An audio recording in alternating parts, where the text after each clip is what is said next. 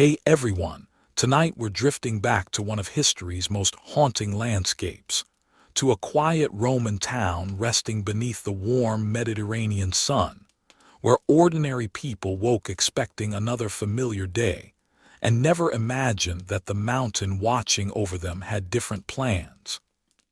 Before we settle in, take a moment to like the video and subscribe if you enjoy these quiet journeys through history.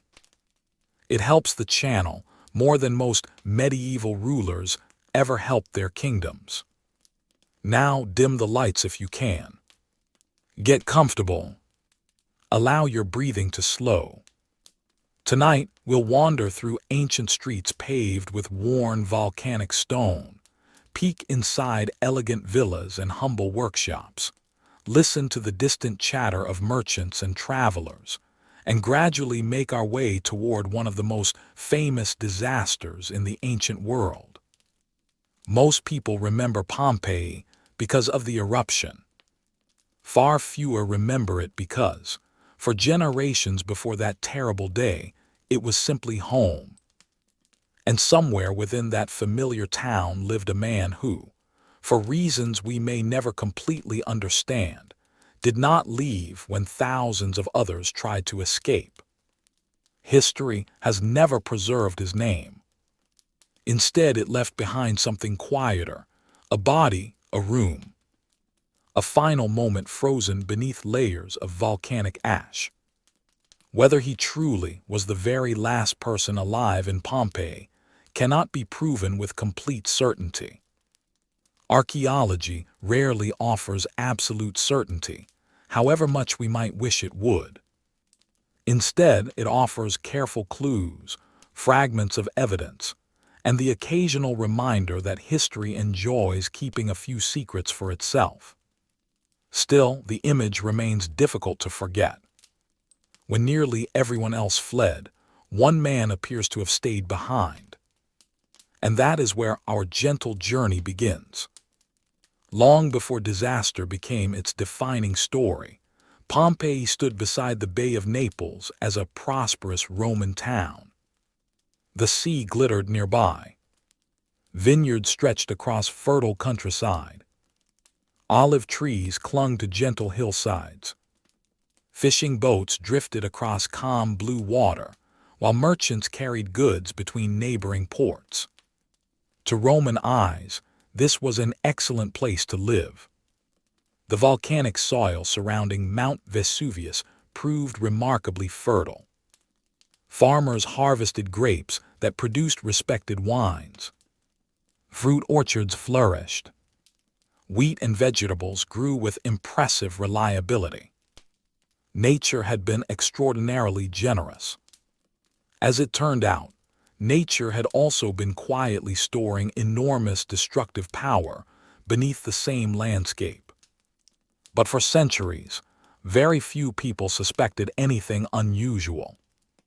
Mount Vesuvius did not resemble the restless volcanoes that many modern travelers imagine. It appeared green, forested, peaceful. Shepherds grazed animals along its slopes. Farmers cultivated its lower hills. Children likely regarded it as nothing more than another familiar landmark that had always occupied the horizon, which, as mountains go, is an effective way of avoiding suspicion.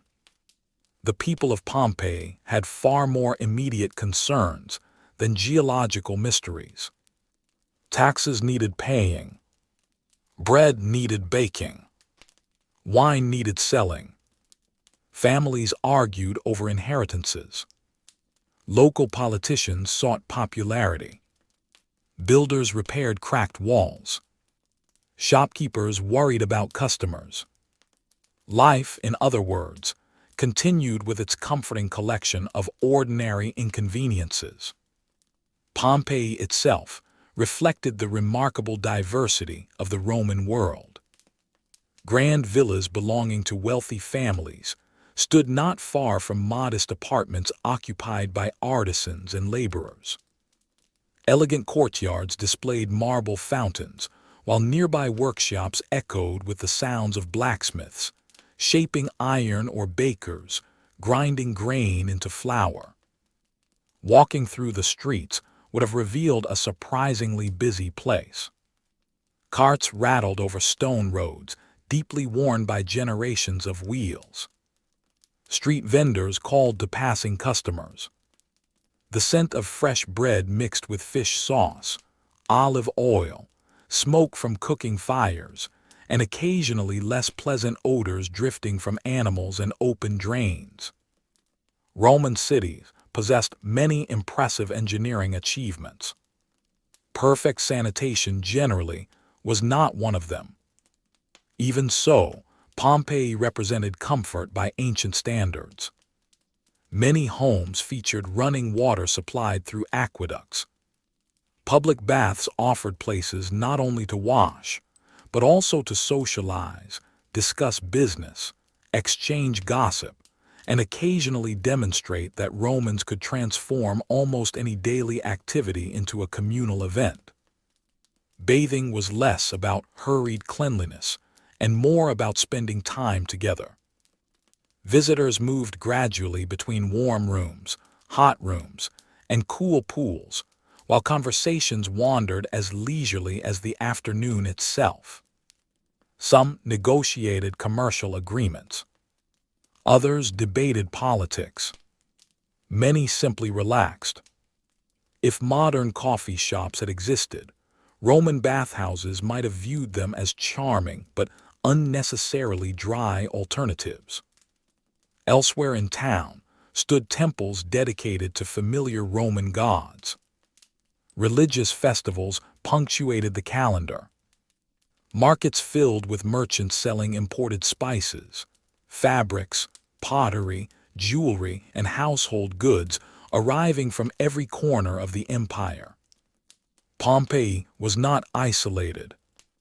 It formed part of a vast interconnected world stretching from Britain to Egypt, from Spain to Syria. Ideas traveled. Goods traveled. People traveled.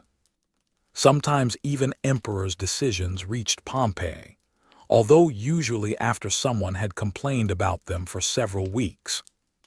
Daily life revolved around routine that changed slowly with the seasons.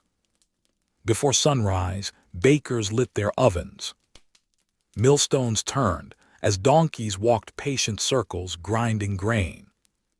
Fresh loaves emerged while much of the town still slept.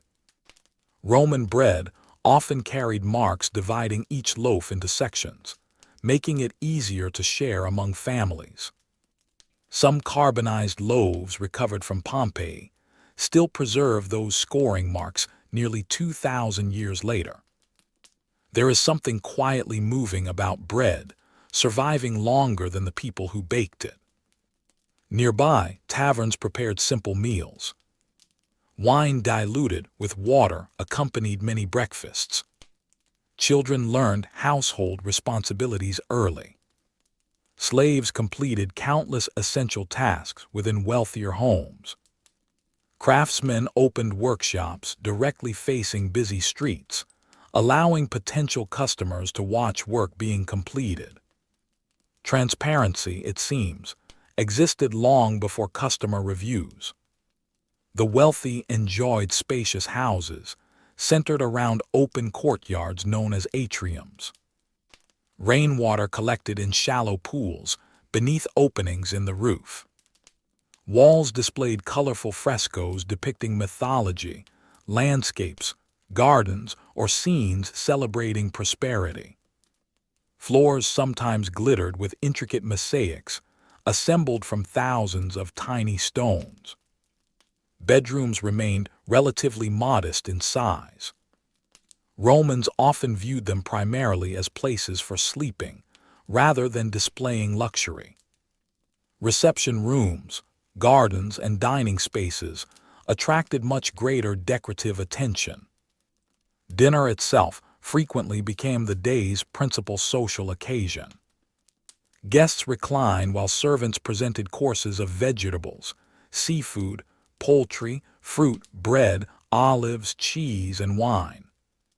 Not every Roman feast resembled the extravagant banquets later described by satirical writers. Most meals proved considerably simpler. Still, hospitality mattered. Status mattered. Displaying refinement mattered. Human beings have always found creative ways to compare dinner invitations. Meanwhile, less affluent families occupied upper-floor apartments overlooking crowded streets. These residences offered far less comfort. Water often required carrying upstairs.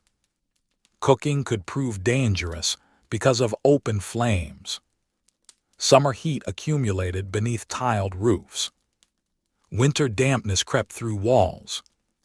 Yet these homes remained full of conversation, family life, shared meals, and familiar routines. History often preserves emperors. Archaeology, fortunately, also remembers ordinary neighbors. Children played games using knucklebones. Gamblers gathered in taverns. Dogs guarded doorways. Cats likely performed the independent services cats have offered humanity for thousands of years, accepting appreciation entirely on their own terms. Graffiti decorated countless walls. Some inscriptions advertised businesses. Others declared affection. Some simply recorded names. A few complained about political candidates. Humanity's desire to write opinions where everyone can see them appears remarkably ancient. One wall politely encouraged voters to support a particular official. Another preserved personal insults that history has kindly chosen not to forget. Even 2,000 years later, public arguments apparently possess surprising durability. Let's drift gently toward another corner of this peaceful town. Outside Pompeii stretched prosperous countryside dotted with villas and farms. Many wealthy Romans preferred spending portions of the year away from crowded cities. Country estates produced wine and olive oil while providing comfortable retreats surrounded by gardens and shaded walkways. Servants managed vineyards. Farmers monitored harvests. Season after season appeared reassuringly predictable. At least most years. 17 years before the famous eruption, in AD 62, the region experienced a powerful earthquake. Buildings collapsed. Temples suffered damage. Walls cracked. Roofs fell. Many residents lost homes or businesses. Repair work continued for years afterward. When archaeologists excavated Pompeii centuries later, they discovered that numerous buildings still displayed signs of ongoing reconstruction. Scaffolding had long disappeared beneath volcanic deposits, but unfinished repairs remained visible. It is one of history's quieter ironies. Many families spent years rebuilding from one natural disaster, only to face another far more devastating event before the work had even finished. Earthquakes, however, were not unknown in southern Italy. People repaired damaged homes. Life resumed. Business recovered. Children grew older. Merchants reopened shops. Gradually, the earthquake transformed into memory rather than immediate fear. Looking back with modern geological knowledge, we recognize those tremors as warning signs associated with volcanic activity. The people living there possessed no such understanding. To them, earthquakes represented unsettling but familiar occurrences. Nobody could consult volcanology. Nobody monitored magma chambers. Nobody checked satellite imagery. The mountain remained green. The vineyards continued producing grapes. Life encouraged optimism. As one problem slowly faded, Another quietly gathered beneath the earth. Roman society itself carried remarkable layers of complexity. Citizens, freedmen, slaves, merchants, artisans, priests, soldiers, travelers, and wealthy landowners all shared the same streets while experiencing vastly different lives. Some accumulated fortunes. Others struggled daily. Success depended upon birth, opportunity, connections, hard work, and sometimes simple luck, which, admittedly, remains an employment strategy familiar across many centuries. Families invested tremendous importance in reputation. Marriage often served practical purposes alongside affection. Property passed carefully through generations. Inheritance disputes occasionally became spectacularly unpleasant. On our entirely unofficial royal misery scale, certain Roman family disagreements deserve a respectable 7 out of 10, despite involving no royalty whatsoever. Fortunately for modern archaeologists, Romans documented astonishing amounts of everyday life. Writing tablets recorded business transactions. Election notices covered walls. Household objects survived beneath volcanic ash. Kitchen utensils remained where cooks left them. Jewelry rested inside wooden boxes long since decayed away. Lamps waited patiently beside beds. Everything ordinary suddenly became extraordinary simply because time stopped. Few archaeological sites preserve an entire community quite like Pompeii. Elsewhere, cities evolved. Buildings were rebuilt. Old neighborhoods disappeared beneath new construction.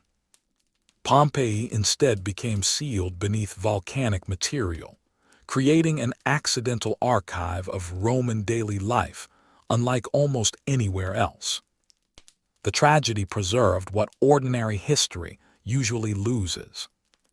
Not because anyone intended it, simply because nature can sometimes protect by destroying first. And as another warm summer slowly settled across the Bay of Naples in the year AD 79, the people living beneath Mount Vesuvius prepared for another ordinary season. Farmers watched vineyards ripen. Ships entered the harbor. Markets welcomed familiar customers. Children laughed in courtyards. Dogs barked at passing strangers. Bread emerged from ovens before dawn. The mountain looked much as it always had, quiet, green, patient, almost as though it had forgotten what it truly was. The summer of AD 79 settled gently over the Bay of Naples. Warm breezes drifted inland from the sea, carrying the familiar scent of salt water, vineyards, and wood smoke from hundreds of cooking fires. In Pompeii, another ordinary day unfolded much like countless others before it. Bakers rose before sunrise. Merchants swept the entrances to their shops.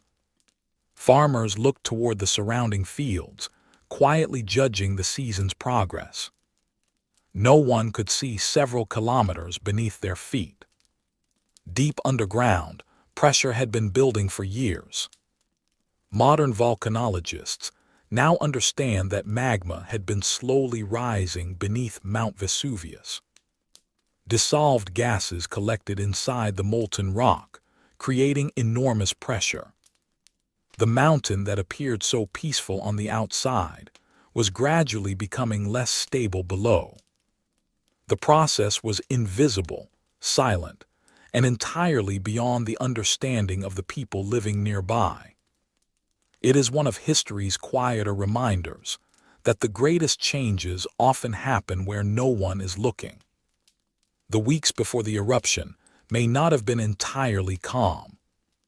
Ancient sources and geological evidence suggest that small earthquakes became increasingly common.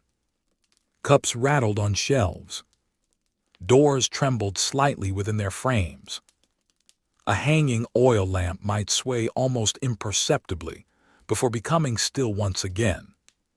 For the people of Campania, this was unsettling but hardly unprecedented. They had experienced earthquakes before.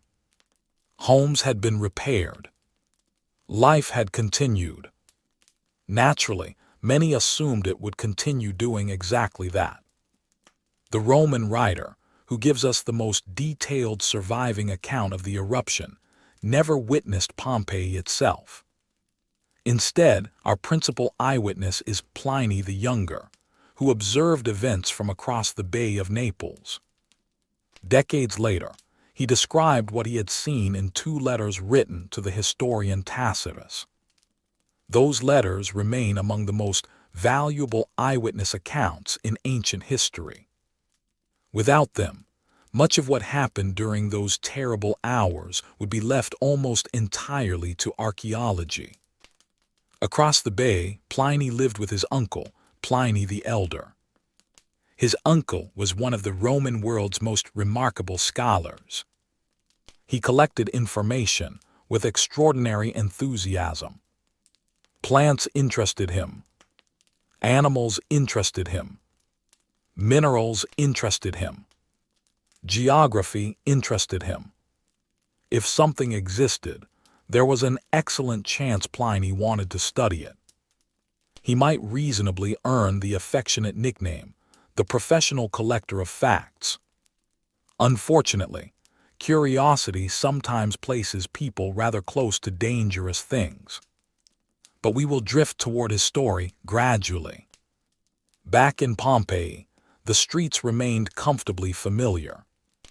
The city covered roughly 66 hectares, enclosed by defensive walls that had become more symbolic than practical during the long peace of the Roman Empire. Wide gates opened toward neighboring towns, while narrow streets crossed one another in an orderly pattern established over centuries. Stepping stones allowed pedestrians to cross muddy roads after rain, while carts passed between them.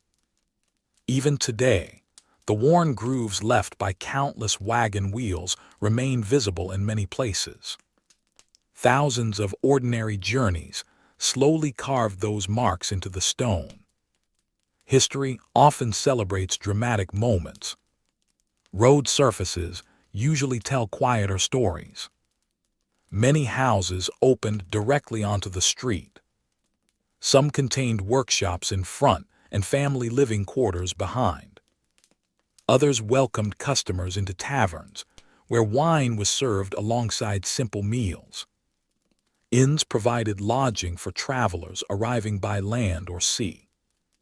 Public fountains supplied fresh water to neighborhoods throughout the town.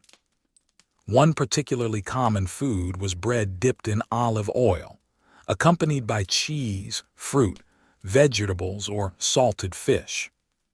Fresh seafood arrived regularly from the nearby coast. Garum, the famous Roman fish sauce, flavored countless meals. Produced by fermenting fish with salt, it possessed an aroma that modern visitors might politely describe as memorable. Romans, however, considered high-quality garum something of a luxury. Tastes change.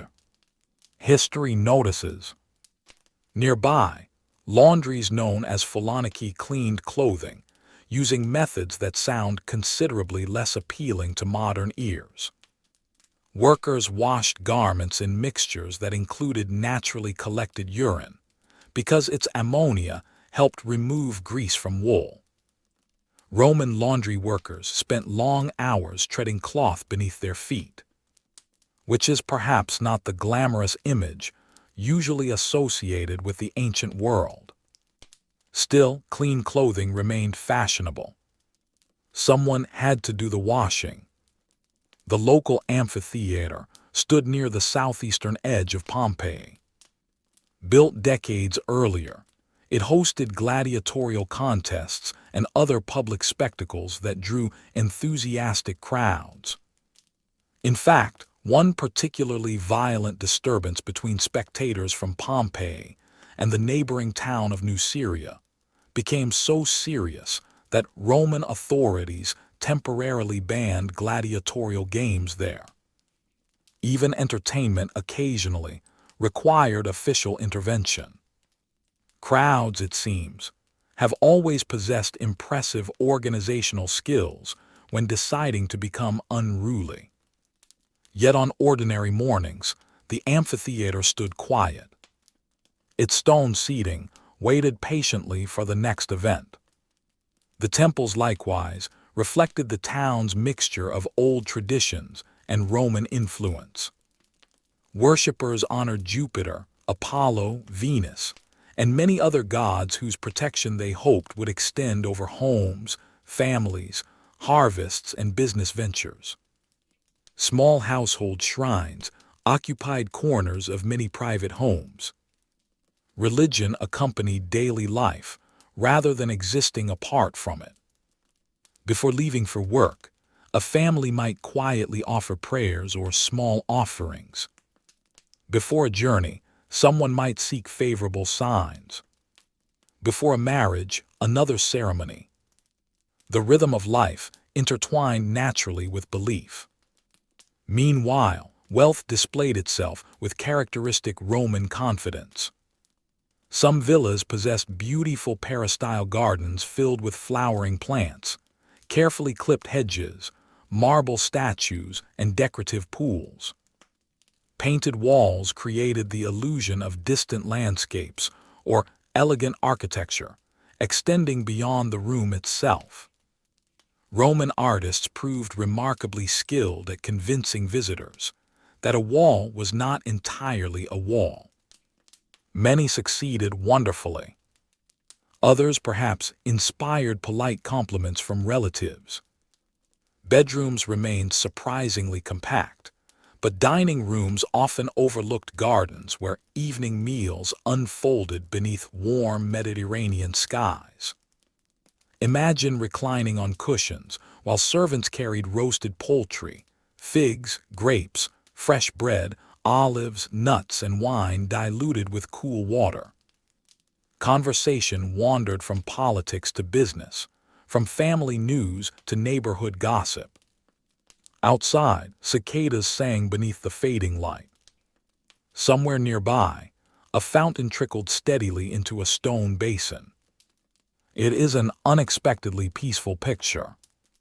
That peacefulness makes what follows feel even heavier. Let's drift gently toward the mountain itself. To Roman observers, Vesuvius appeared entirely ordinary. Its slopes supported farms and vineyards. Forests covered much of the higher ground. Wild animals wandered among trees that had grown undisturbed for generations. Few realized they were living upon the remains of previous eruptions, stretching back thousands of years. The volcano had slept for so long that collective memory no longer preserved its true nature. Entire civilizations can forget. Mountains rarely do. Sometime around midday on the 24th of August, or, according to some modern scholarship, possibly later in the autumn, the mountain finally announced itself. The precise date remains debated because archaeological discoveries suggest an autumn season, while surviving manuscripts of Pliny's letters traditionally record August. Coins, seasonal fruits, and other evidence have encouraged many historians to favor a later eruption date. History occasionally asks us to live comfortably with uncertainty. The eruption itself, however, is not in doubt. Suddenly, an enormous column of ash and volcanic gases burst high into the sky. Pliny the Younger later compared its shape to a pine tree. The trunk rose upward before spreading into broad branches near the top. It climbed many kilometers into the atmosphere. The people below had never witnessed anything remotely similar. Imagine looking toward a familiar mountain, only to discover a vast dark cloud expanding upward with astonishing speed. Confusion must have spread first. Fear followed soon afterward. At the beginning, there may not have been immediate panic everywhere. From a distance, curiosity can sometimes arrive before danger. People stepped outside. Neighbors pointed toward the sky. Some climbed onto rooftops for a better view. Others wondered whether another earthquake had triggered an unusual landslide. No one yet understood that volcanic ash was already beginning its long descent. Fine white fragments drifted gently downward. At first they may have resembled light snowfall, though far warmer and infinitely less welcome. Children may even have tried catching some in their hands. Ash settled upon roofs. It covered streets. Gardens slowly lost their color beneath an increasingly pale blanket. The daylight gradually dimmed. As the eruption continued, larger fragments of pumice began falling. Unlike soft ash, pumice stones accumulated rapidly. Roofs started bearing tremendous weight. Courtyards filled. Roads became increasingly difficult to navigate. Every passing hour transformed escape into a more demanding challenge. Many families decided to leave. Archaeological evidence suggests that large numbers successfully escaped during these early stages. Some loaded wagons. Others carried valuables in bags or baskets. Parents gathered children. Servants accompanied households. Neighbors likely called to one another while moving toward the city gates. Imagine the sound. Footsteps, voices. Animals protesting unfamiliar urgency. Wooden cartwheels struggling over stone streets, now covered with growing layers of volcanic debris. Above everything else, the relentless rain of pumice continued. Those who delayed faced steadily worsening conditions. Visibility declined. Breathing became uncomfortable. Every rooftop represented a potential collapse. Some families abandoned possessions entirely. Others paused long enough to collect jewelry, money, legal documents, or treasured household objects. Humans naturally hope there will still be a home waiting when danger passes. Many probably believed they would return within days. Instead, they were leaving forever. Elsewhere around the bay, Pliny the Elder watched the extraordinary cloud rising over Vesuvius. His scholarly curiosity awakened immediately. He wanted to investigate. Then came another request. A friend living closer to the volcano sought rescue by sea. Curiosity now combined with duty. Pliny ordered ships prepared. Rather than sailing away from danger, he sailed toward it. Because of course he did. His decision would become one of the most remembered episodes of the entire disaster. While ships crossed the bay, ash continued falling over Pompeii. Within homes, some residents remained indoors, believing thick walls offered greater protection. Others had already departed. Still others hesitated, torn between conflicting choices. Should they stay where shelter existed, or risk the increasingly hazardous roads? It is easy, nearly 2,000 years later, to imagine we would choose correctly. History has a gentle way of reminding us that certainty usually belongs to those who already know the ending. And the people of Pompeii did not. The ash continued to fall with quiet determination. At first, it had seemed almost unreal, as though the sky itself had decided to shed pale dust instead of rain. But hour after hour, the eruption showed no sign of ending. The layer beneath people's feet grew steadily deeper. Every rooftop collected more weight. Every doorway became more difficult to clear. Every journey required a little more effort than the last. Pompeii was gradually disappearing beneath its own afternoon. For those who had already left, the roads leading away from the city became crowded with families, servants, merchants, farmers, and travelers who happened to be in the wrong place at the wrong time. Some carried small bundles of clothing. Others clutched wooden chests containing coins or jewelry. A few led frightened animals through the growing blanket of pumice. Many almost certainly looked back more than once. Behind them stood homes that had sheltered generations of their families. Ahead lay uncertainty. Even today, leaving home in an emergency often feels strangely incomplete. People remember locking doors, collecting important papers, feeding pets, or wondering whether they forgot something essential. The residents of Pompeii were no different.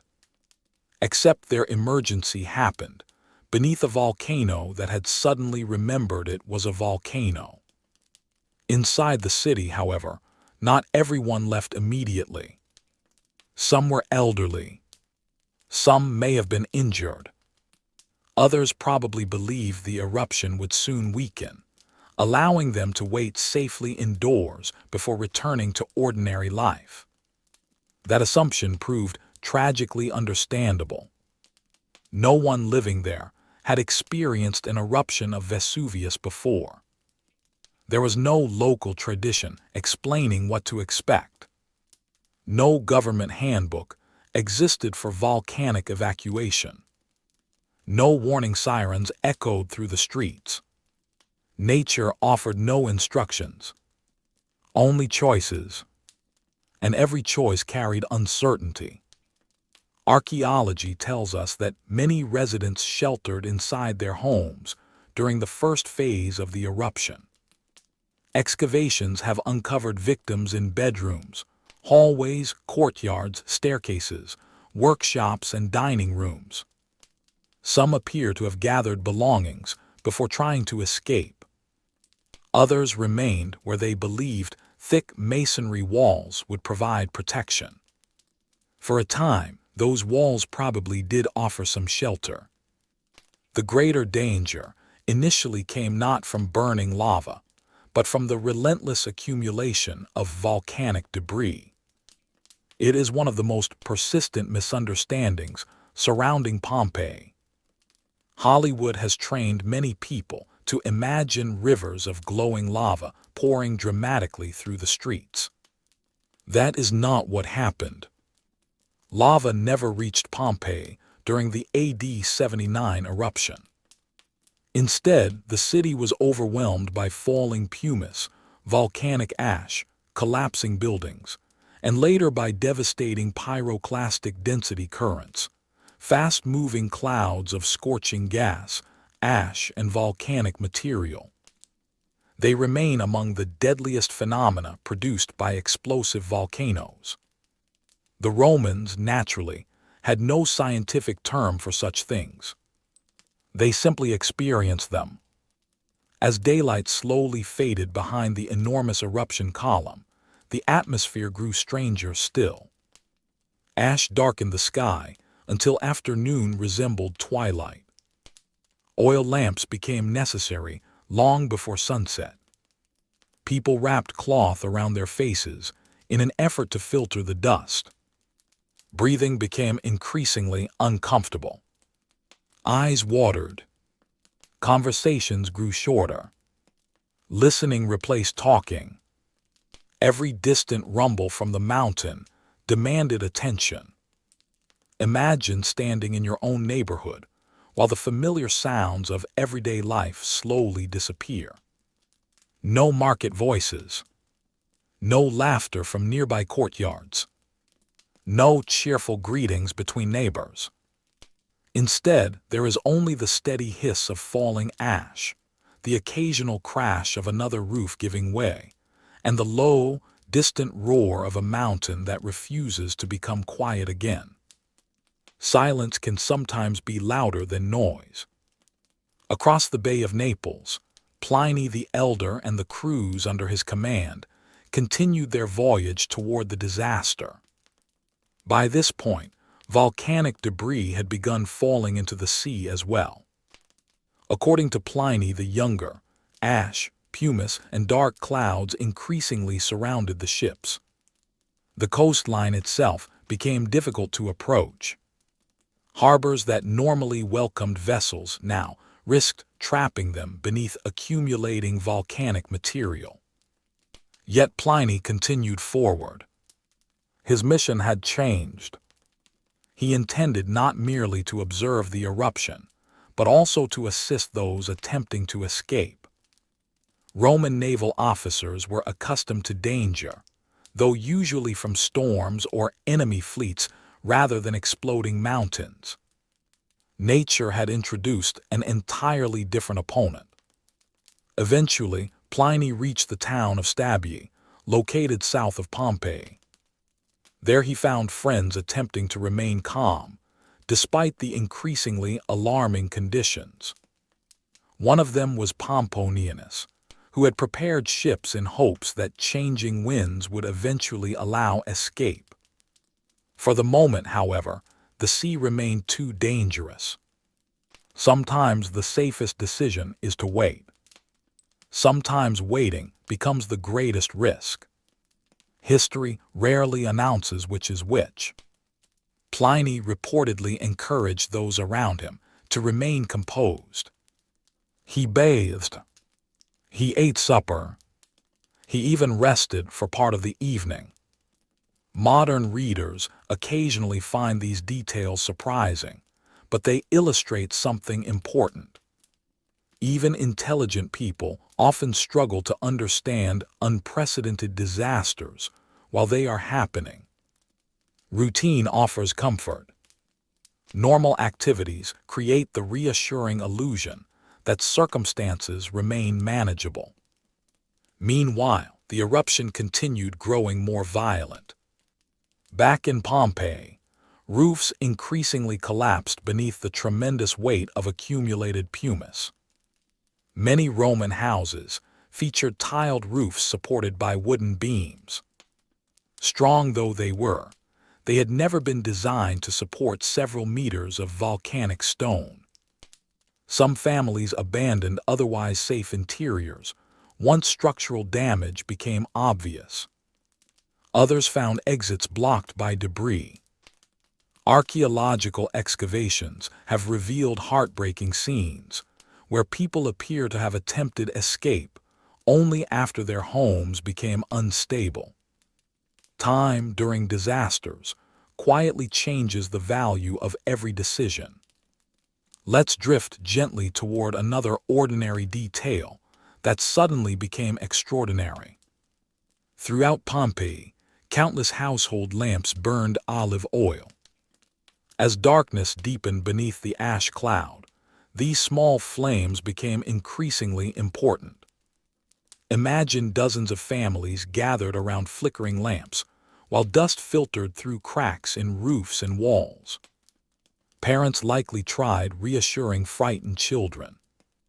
Neighbors may have called across narrow streets whenever the falling ash briefly became less intense. Perhaps someone believed the eruption had reached its worst. Perhaps someone else insisted morning would bring clear skies again. Hope often survives longer than certainty.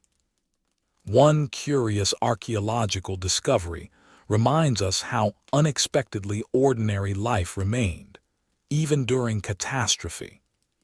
In several houses, excavators found meals left unfinished. Cooking utensils still rested near hearths. Bread remained inside ovens. Storage jars stood exactly where they had been placed. Time did not gradually fade away. It stopped. That peculiar stillness is one reason Pompeii continues to fascinate historians. It preserves interruptions rather than conclusions. Elsewhere in the city stood the public baths, now almost certainly deserted. Only hours earlier, they had echoed with conversation and laughter. Warm pools had reflected dancing light across painted ceilings. Steam had drifted lazily through carefully designed rooms. Now volcanic ash settled silently over the entrances. The water continued waiting for visitors who would never arrive. There is something deeply moving about empty places built for gathering. The same feeling appears in abandoned theaters, silent schools, vacant railway stations, or forgotten playgrounds. Buildings remember their purpose long after people disappear. On our entirely fictional royal misery scale, the abandoned bathhouses of Pompeii earn a quiet 8 out of 10, not because royalty had anything to do with them, but because history occasionally extends misery with admirable impartiality. Meanwhile, domestic animals faced the same confusion as their owners. Archaeologists have uncovered the remains of dogs, horses, mules, and livestock throughout Pompeii. One particularly well-known discovery involved a chained guard dog that could not escape its enclosure. Its remains became preserved beneath the ash. The image remains one of the saddest reminders that disasters rarely distinguish between human and animal lives.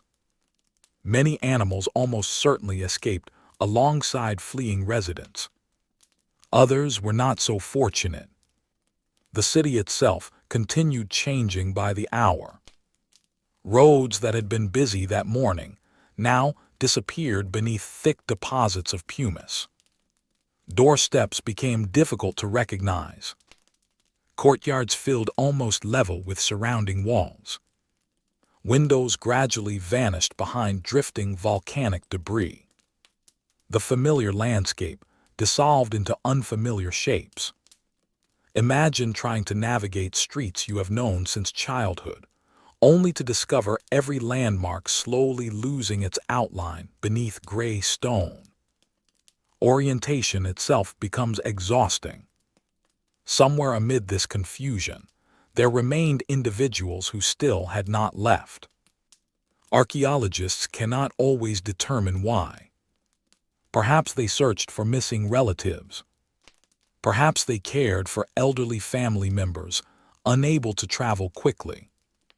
Perhaps injury prevented escape.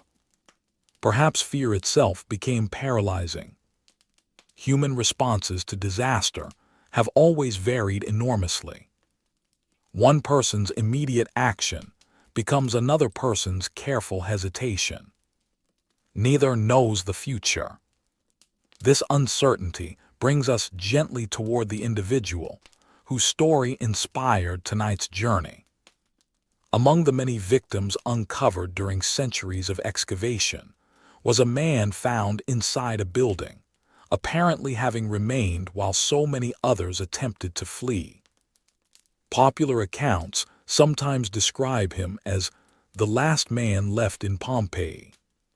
The phrase is compelling. It is also something historians treat cautiously. Archaeology cannot establish the exact sequence in which every victim died, nor can it identify the final surviving resident with complete confidence. What it can reveal is that some individuals remained astonishingly late into the disaster, long after many neighbors had escaped.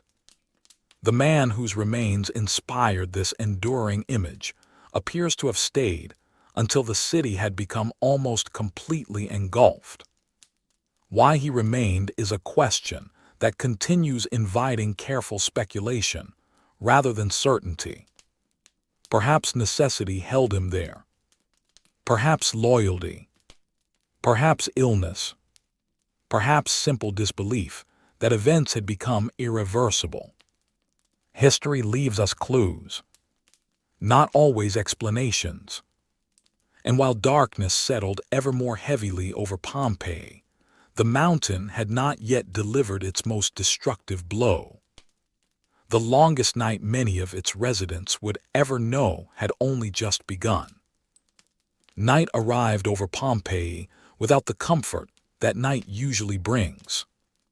Ordinarily, darkness encouraged people to close wooden shutters, light a few oil lamps, finish the day's final conversations, and settle into sleep. The streets gradually emptied. Household fires burned lower. Somewhere in the distance, a dog might bark before everything became peacefully quiet. This night felt entirely different.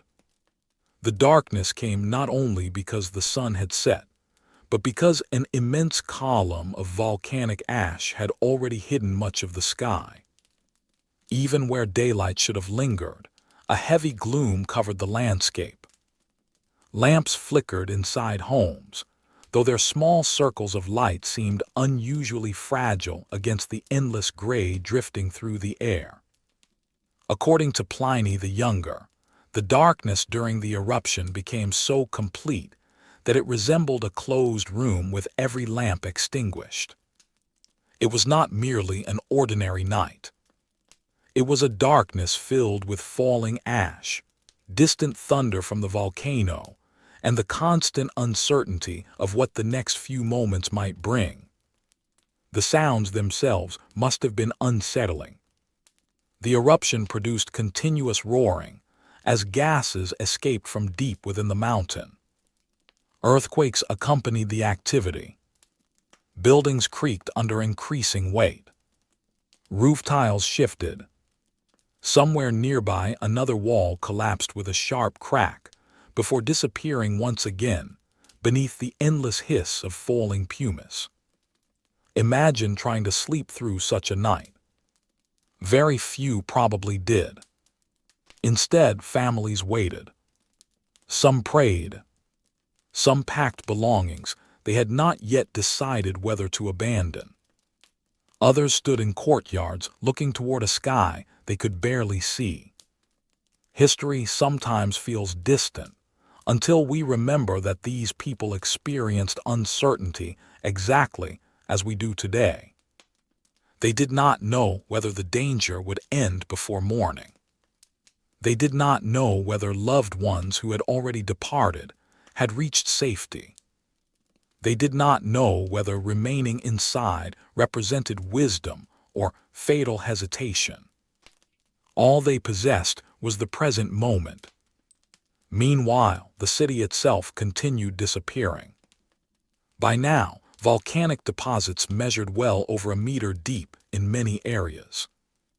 Walking became exhausting. Every step sank into loose pumice. Carts struggled to move. Animals found increasingly uncertain footing. Streets that had served Pompeii for centuries transformed into uneven channels filled with sharp volcanic stone. The familiar town slowly became almost unrecognizable. Modern excavation have revealed just how quickly buildings suffered under these conditions. Roofs collapsed inward one after another, as the weight above exceeded what wooden beams could support. In several houses, archaeologists found victims beneath roofing material, suggesting that some residents died when the structures themselves failed before they could escape. Ironically, the walls often remained standing while the roofs disappeared. Roman builders had constructed sturdy masonry walls, capable of surviving enormous pressure. The timber supporting the roof proved far more vulnerable. It is another reminder that disasters rarely attack where people expect. Let's drift gently away from the streets for a moment and into the Roman countryside surrounding Pompeii.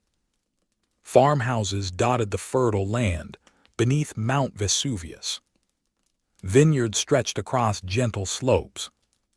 Olive groves covered nearby hills. Many estates depended upon seasonal rhythms that had changed little for generations. Harvests required careful timing. Grapes matured under the Mediterranean sun.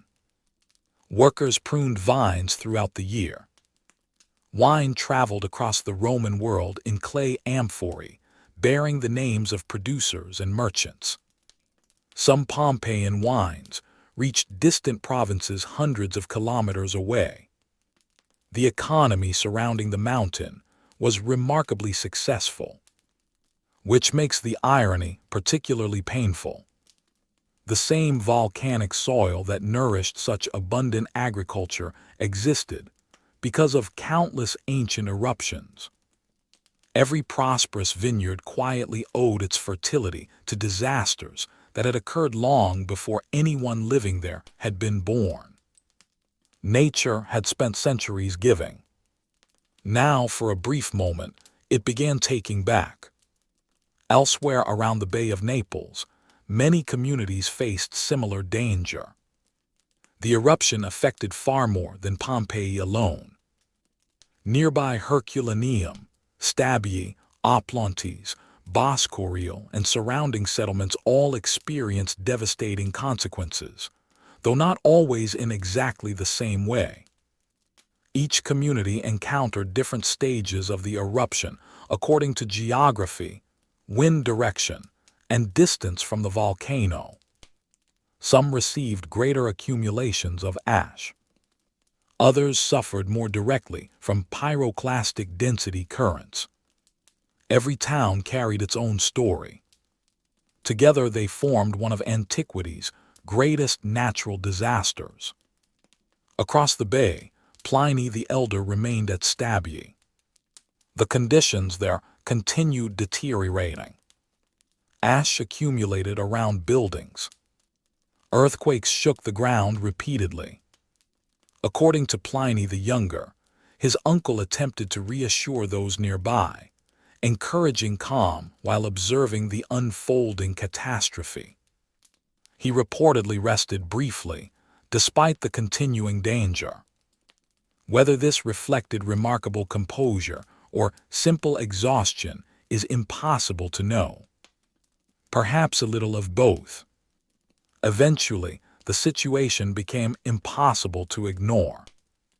The group decided they must leave the building because repeated earthquakes threatened its stability. Before stepping outside, they tied pillows over their heads using pieces of cloth to protect themselves from falling stones. It is a striking image. Roman scholars, naval officers, servants, friends, standing together beneath a rain of volcanic debris, wearing improvised helmets made from household bedding. Human ingenuity often appears most creative during emergencies. The solution may not be elegant, only practical. The sea, however, remained uncooperative. Strong winds prevented immediate escape by ship. Volcanic material continued falling. The shoreline itself had begun changing beneath accumulating deposits. Pliny eventually collapsed. Ancient sources suggest he died from causes related to the conditions surrounding the eruption, though historians continue discussing the precise medical explanation. Some have proposed that volcanic gases contributed. Others suggest an existing health condition may have played a role. The surviving evidence does not permit certainty. What seems clear is that one of Rome's greatest scholars lost his life while attempting to approach the disaster rather than flee from it. His nephew survived to preserve the story. Without those letters, we would understand far less about what happened during those terrible hours. Back inside Pompeii, every passing minute narrowed the possibilities available to those who remained. Some residents undoubtedly continued searching for family members. Roman households often included extended relatives, servants, freedmen, apprentices, and enslaved workers living under one roof. Gathering everyone together during a sudden catastrophe would have been extraordinarily difficult. Imagine calling names through streets where visibility measured only a few meters. Every answer might come from the wrong direction. Every silence carried new uncertainty. Families throughout history have shared this same painful experience during earthquakes, floods, fires, wars, and storms. Technology changes. The emotions remain remarkably familiar. One quietly fascinating discovery from Pompeii reminds us how strongly people valued both practical necessities and treasured possessions. Archaeologists have uncovered individuals carrying small collections of coins, jewelry, keys, and household valuables while attempting escape. Some held money pouches. Others carried silver tableware carefully wrapped together. One group even transported important household keys. There is something profoundly human about bringing keys during an evacuation. Keys represent hope. You carry them because part of you still believes there will be a door to unlock. As one problem slowly faded into another, breathing itself became increasingly difficult. Volcanic ash is not ordinary dust. Its tiny particles consist of fragmented volcanic glass and pulverized rock. They irritate eyes, nose, throat, and lungs. Even without understanding the science involved, the residents of Pompeii would have recognized that the air itself had become hostile. Many likely covered their mouths with pieces of cloth. Others simply endured. Inside enclosed buildings, ash gradually entered through openings around doors, windows, and damaged roofs. Lamps burned less efficiently as fresh air became harder to find. The city felt increasingly enclosed, despite existing entirely outdoors. Meanwhile, Vesuvius continued releasing unimaginable amounts of material into the atmosphere. Modern geological estimates suggest billions of tons of volcanic debris erupted during the disaster. The towering eruption column rose tens of kilometers above the Earth before winds carried ash across much of the surrounding region. The mountain had effectively created its own weather system. Lightning flashed repeatedly within the ash cloud, as volcanic particles generated enormous electrical charges. To frightened observers below, the sky itself must have appeared alive. Thunder rolled, ash fell. Darkness deepened. The familiar heavens transformed into something almost impossible to recognize. One can hardly blame anyone for believing the world itself had begun ending. And yet, even amid this overwhelming catastrophe, ordinary instincts quietly persisted. People searched for relatives. They gathered possessions. They protected children. They comforted friends. They tried to make sensible decisions, using the limited information available. History often remembers disasters through statistics. Archaeology gently reminds us they were experienced one household at a time. Somewhere within that increasingly silent city remained the man later remembered as the possible last resident of Pompeii. He was not yet a mystery to himself. He was simply another person making decisions under impossible circumstances. Whether those decisions arose from courage, obligation, confusion, hope, or simple chance is something the volcanic ash never recorded. It preserved where he stopped, not why. And before the first light of morning could reach the buried streets, Mount Vesuvius prepared to unleash the phase of the eruption from which almost no one nearby could escape. The first hours before dawn arrived without sunrise.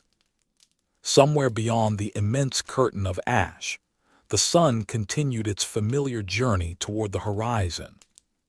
But over Pompeii, almost no one could have noticed. The sky remained hidden beneath an enormous cloud of volcanic debris that had now been rising above Mount Vesuvius for many hours. Time itself became difficult to measure.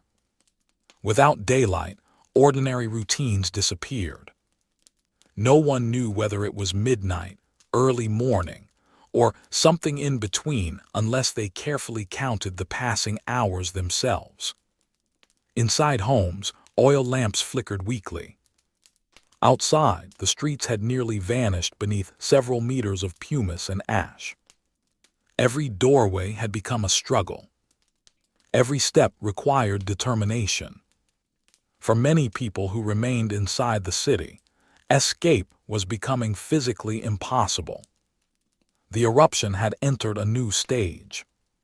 Throughout the night, the eruption column above Vesuvius had continued feeding enormous quantities of ash into the atmosphere. Eventually, however, such towering columns can become unstable.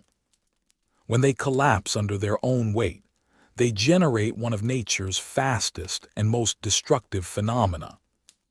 These are known today as pyroclastic density currents.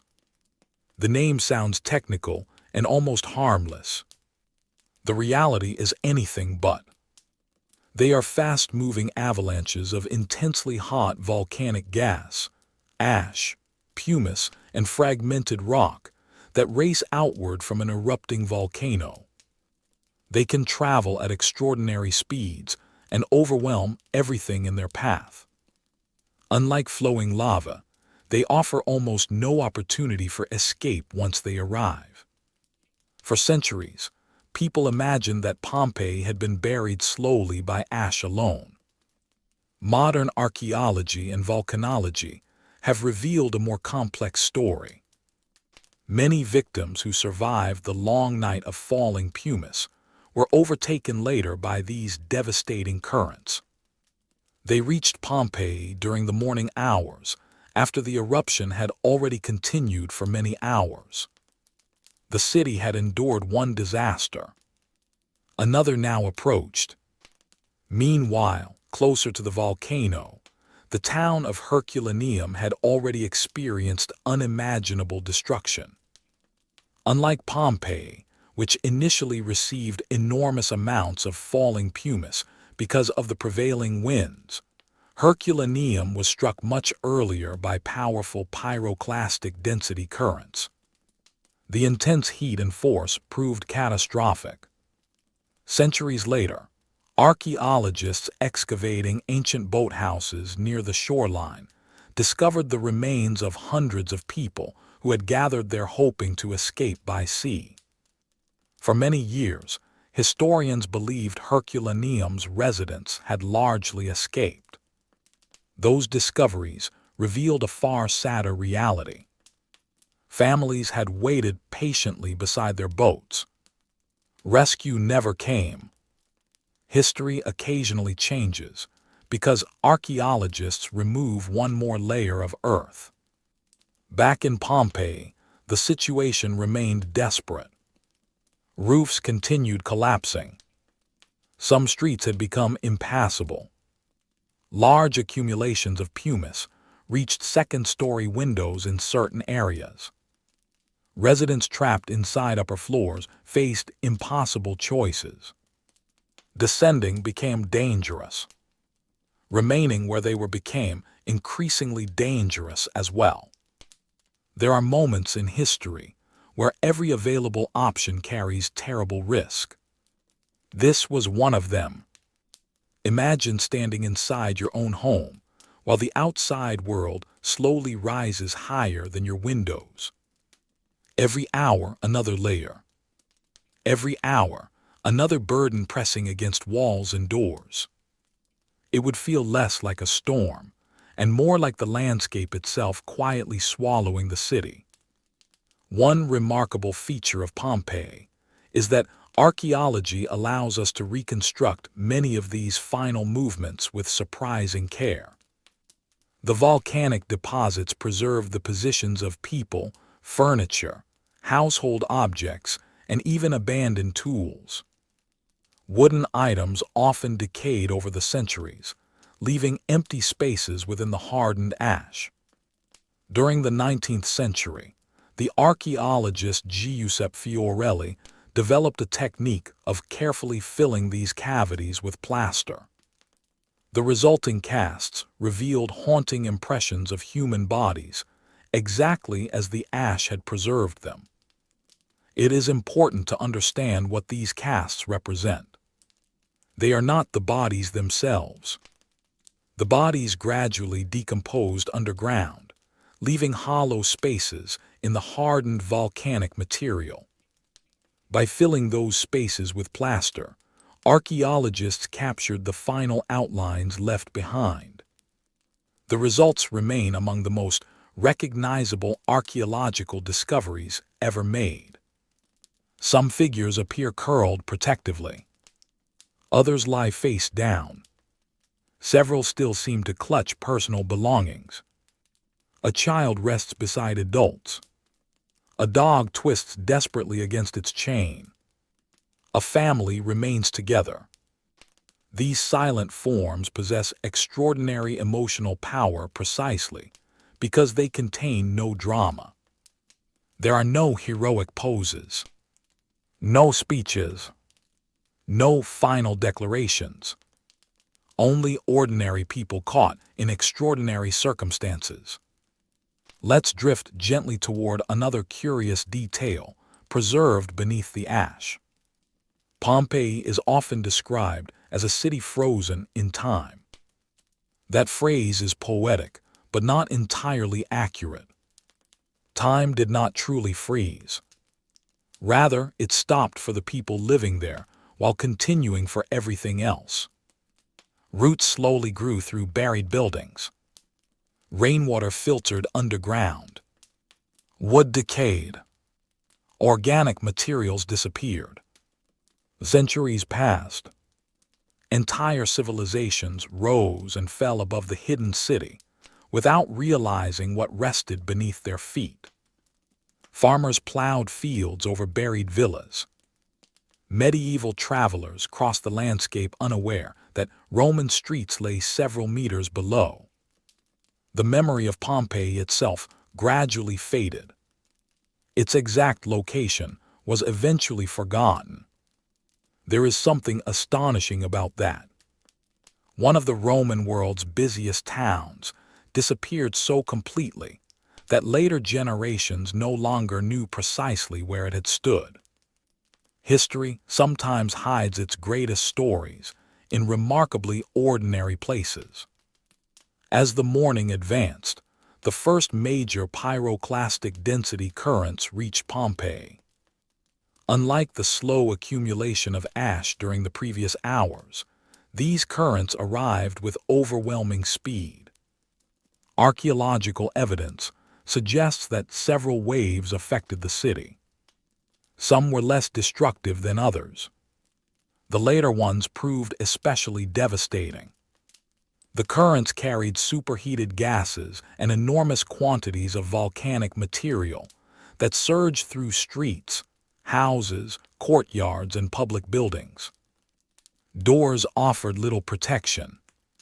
Walls slowed them only briefly. Once inside the city, they filled every available space.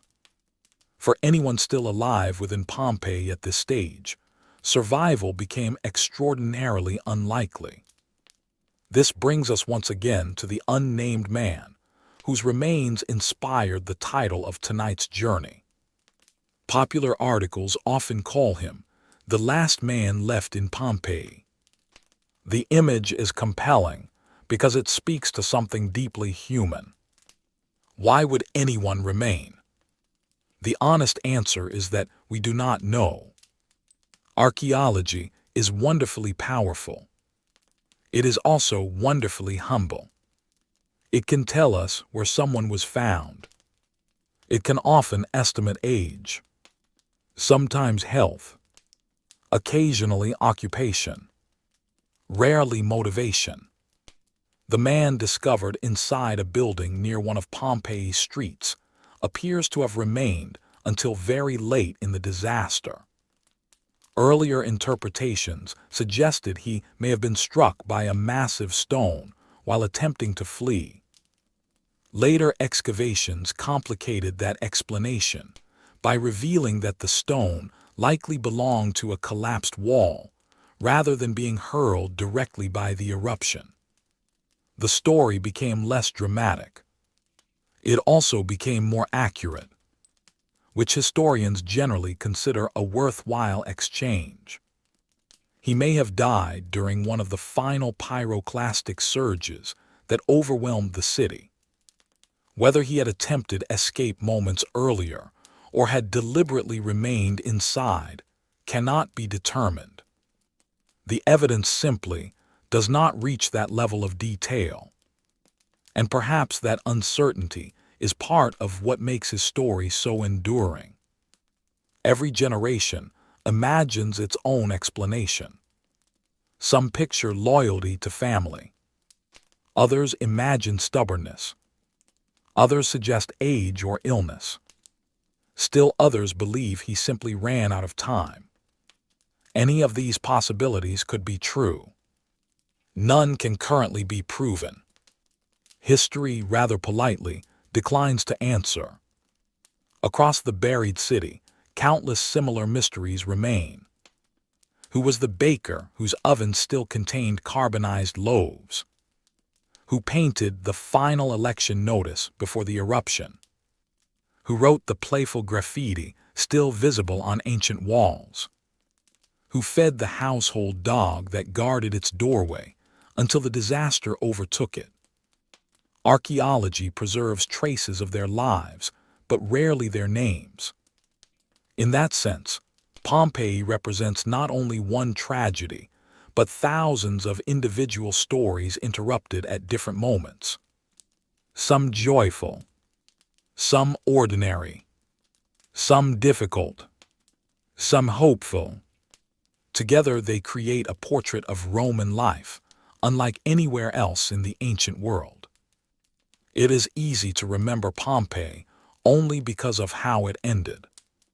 Perhaps it deserves equal remembrance for how fully it lived before that ending arrived. The mountain had taken only a day to destroy what generations had patiently built. Yet beneath the volcanic ash, it had also preserved a remarkable record of everyday humanity, one that would remain hidden, silent, and astonishingly complete for nearly 17 centuries before anyone realized the city had never truly disappeared at all. For nearly 17 centuries, Pompeii slept beneath the earth. The noise of the eruption faded long ago. The ash cooled. Rain slowly settled the volcanic layers into firm ground. Grasses and shrubs began to grow across the buried landscape, followed by vineyards, orchards, and scattered farms. Generations were born, lived ordinary lives, and passed away without realizing they were walking above an entire Roman town. History had not vanished. It had simply become very quiet. The Roman Empire itself changed dramatically after the eruption. Emperors came and went.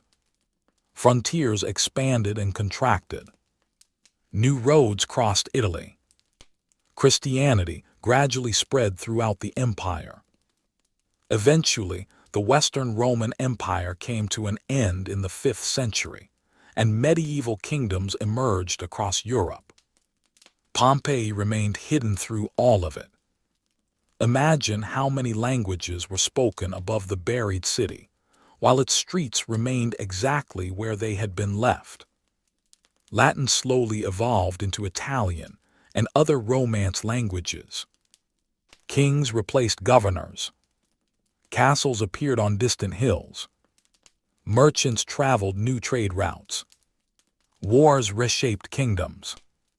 Yet beneath several meters of volcanic deposits, Roman houses waited patiently. Oil lamps remained beside beds. Paintings decorated walls no one could see. Coins rested inside forgotten purses. Even the wheel ruts carved into stone streets remained untouched.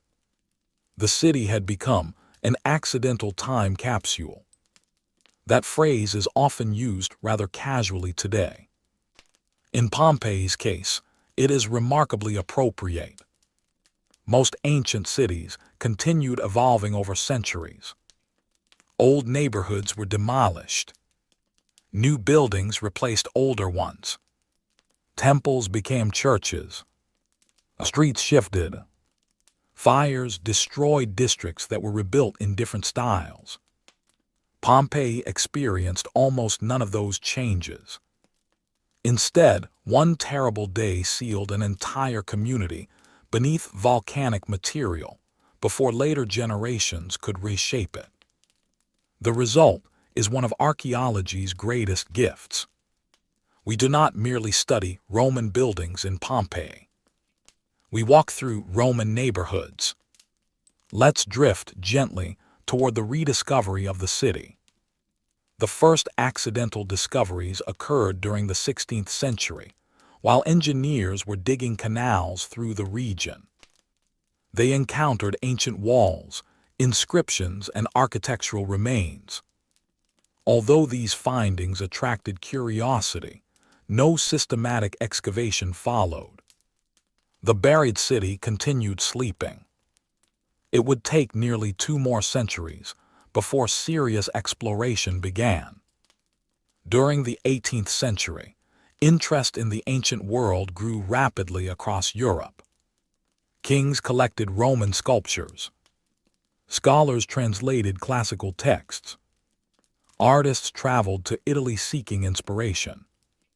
Ancient history became fashionable among wealthy travelers undertaking what became known as the Grand Tour. Against this backdrop, excavations near Naples gradually expanded. At first, much of the work resembled treasure hunting rather than modern archaeology. Workers searched for statues, paintings, and valuable objects that could decorate royal collections. Detailed records were not always kept. Entire sections of buildings were sometimes disturbed without careful documentation. By modern standards, many early excavations appear frustratingly destructive. Fortunately, archaeological methods gradually improved. Researchers began recognizing that ordinary objects often revealed just as much about history as spectacular treasures. A cooking pot can tell us about diet. A worn sandal can reveal daily movement. A child's toy may illuminate family life more effectively than an emperor's marble statue. History rarely lives only inside palaces. One of the most important turning points came during the 19th century, under the direction of the Italian archaeologist Giuseppe Fiorelli.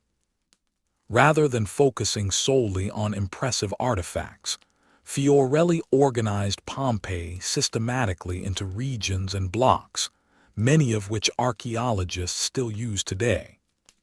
He emphasized careful recording. Even more famously, he developed the plaster casting technique that transformed public understanding of Pompeii forever. As excavators removed hardened volcanic material, they occasionally encountered hollow spaces left behind after bodies had decomposed. Instead of ignoring these cavities, Fiorelli carefully filled them with liquid plaster. Once the surrounding ash was removed, detailed casts emerged. For the first time in nearly 1,800 years, the final positions of Pompeii's victims became visible again. The casts remained deeply moving. A man shields his face. A child curls beside an adult. A dog twists against its chain. Hands still appear to grasp clothing. Fingers remain slightly bent. Expressions are not preserved, yet posture alone communicates remarkable emotion. These figures do not sensationalize tragedy. They quietly humanize it. They remind us that archaeology studies people rather than simply objects. Meanwhile, scientific understanding of Mount Vesuvius also advanced enormously. Geologists examined layers of volcanic deposits around the mountain, reconstructing its long, eruptive history. It became increasingly clear that the eruption of AD 79 was not an isolated event. Vesuvius had erupted many times before. It would erupt many times afterward. One of its most significant later eruptions occurred in 1631, causing widespread destruction across the surrounding region. The volcano remained active into the 20th century. Its most recent eruption took place in 1944 during the Second World War. Since then, Vesuvius has remained quiet. Quiet, however, is not the same as extinct. Today, volcanologists monitor the mountain carefully using modern instruments capable of detecting earthquakes, ground deformation, and changes in volcanic gases. Scientists cannot predict the exact date of a future eruption. They can, however, observe warning signs far more effectively than anyone living in Roman times could have imagined. Technology has greatly improved. Nature still prefers keeping its timetable private. Let's drift gently back beneath the streets of Pompeii itself. Excavations over the past 2 centuries have uncovered remarkably diverse aspects of Roman life. There are bakeries with massive stone mills, once turned by animals. There are taverns with serving counters still containing large storage jars, where food and drink were kept warm. There are elegant villas decorated with colorful frescoes depicting gardens, mythical creatures, theatrical scenes, and landscapes. There are workshops belonging to metalworkers, cloth merchants, and potters. There are public baths, temples, markets, gardens, fountains, and theaters. Walking through Pompeii today often feels less like visiting ruins and more like wandering through a neighborhood whose residents have merely stepped away for a moment. The silence becomes the loudest sound. Graffiti perhaps offers the most unexpectedly personal connection to the people who lived there. Thousands of inscriptions survive on walls throughout the city. Some advertise gladiatorial games. Others support political candidates. Some simply record names. Several celebrate romantic relationships. A few complain about neighbors. Others contain jokes. One person even left a complaint about poor quality wine. Apparently, customer reviews existed long before the internet. Human nature remains wonderfully consistent. These inscriptions matter because they belong to ordinary people rather than famous rulers. Most ancient history reaches us through elites. Pompeii allows artisans, merchants, innkeepers, visitors, and countless anonymous residents to speak across 2,000 years. Sometimes only a sentence. Sometimes only a name. Even that can be enough. Among the discoveries that continue fascinating historians are carbonized food remains. Loaves of bread remained inside ovens. Walnuts, figs, olives, lentils, and grains survived in remarkable condition. Wine amphorae still bore identifying marks. Kitchen utensils rested where cooks had left them. Together, these finds reveal not merely what Romans wrote about eating, but what they actually prepared in their homes. There is often a noticeable difference between literary ideals and everyday reality. Pompeii lets us compare the two. Elsewhere, excavations uncovered beautiful gardens through an unexpected source. Although the plants themselves disappeared long ago, Archaeologists found cavities where roots had once grown. By studying these spaces, along with pollen and seeds preserved in the soil, researchers reconstructed the arrangement of ancient gardens with surprising accuracy. Flowers once bloomed there. Fruit trees shaded walkways. Fountains reflected sunlight. Birds undoubtedly visited just as they do today. It is strangely comforting to realize that even in a bustling Roman town, people still appreciated quiet gardens after long days of work. Some habits never become outdated. As one archaeological mystery gradually gave way to another, historians continued asking questions about the unnamed man remembered as the possible last resident of Pompeii. His discovery captured public imagination because it represented more than one individual. He became a symbol, a reminder that behind every great historical disaster stands at least one ordinary person whose story will never be fully known. His silence invites reflection rather than certainty. Perhaps that is why people continue returning to Pompeii generation after generation, not simply to witness destruction, but to encounter humanity preserved within it. The city tells us remarkably little about emperors compared with what it teaches about neighbors. And in many ways, neighbors leave behind the more interesting stories. As archaeologists continued uncovering more of Pompeii throughout the 19th and 20th centuries, a curious transformation began to take place. The city was no longer remembered only as the site of a terrible disaster. It gradually became one of the clearest windows into everyday Roman life ever discovered. Most ancient civilizations introduced themselves through kings, emperors, famous generals, or monumental temples. Pompeii chose a different approach.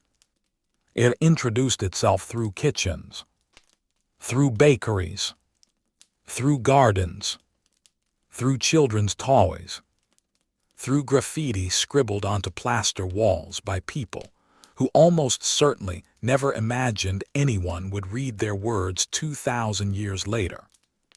History often celebrates extraordinary lives. Pompeii quietly celebrates ordinary ones. Walking through its streets today, one quickly notices that the city feels surprisingly familiar despite the centuries separating us. There are neighborhoods, busy intersections, small shops opening directly onto the street, public squares where neighbors once gathered, water fountains positioned at convenient corners. Even the stepping stones crossing many streets resemble practical solutions that modern towns might still appreciate after a heavy rain. The Romans were remarkably skilled engineers. Roads sloped gently to help drainage. Lead pipes distributed water from aqueducts. Public fountains supplied fresh drinking water throughout the city.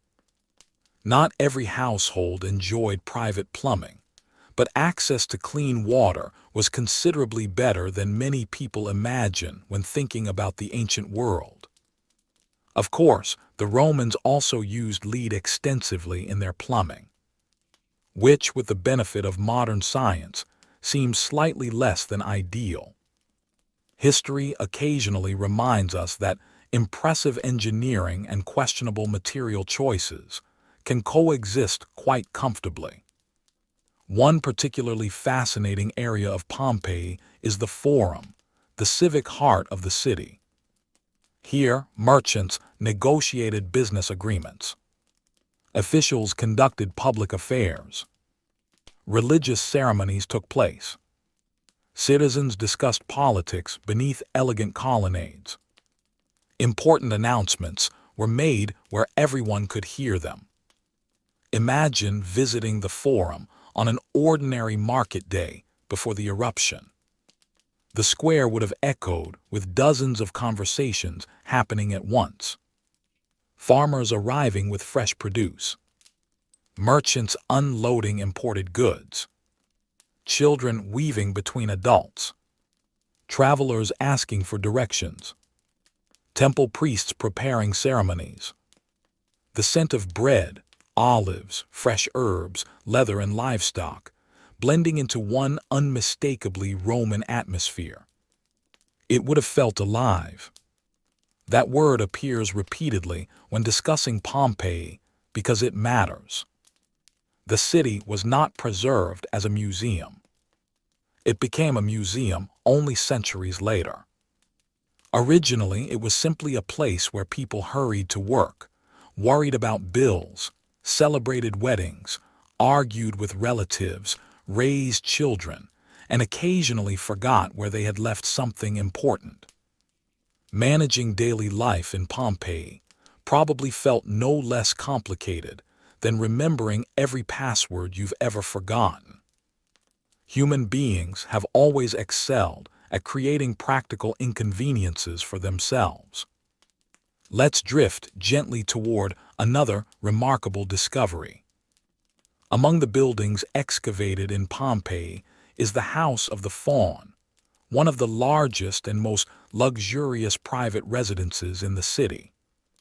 Its name comes from a graceful bronze statue of a dancing faun discovered inside the entrance. The house occupied an enormous area, complete with elegant courtyards, gardens, reception rooms, and beautifully crafted mosaics. Perhaps the most famous mosaic depicts the Battle of Issus between Alexander the Great and Darius Roman III. Composed from well over 1,000,000 tiny pieces of stone and glass, it remains one of the masterpieces of Roman mosaic art. Imagine the patience required to create such work. One misplaced stone could alter an entire expression. Thousands became hundreds of thousands. Eventually, art emerged through persistence rather than speed. A comforting reminder that worthwhile things often refuse to be rushed. Elsewhere stood the Villa of the Mysteries, famous for its extraordinary wall paintings. The vivid red frescoes depict a series of enigmatic ritual scenes that scholars continue debating today. Some believe they portray initiation ceremonies connected with the cult of Dionysus. Others propose different interpretations.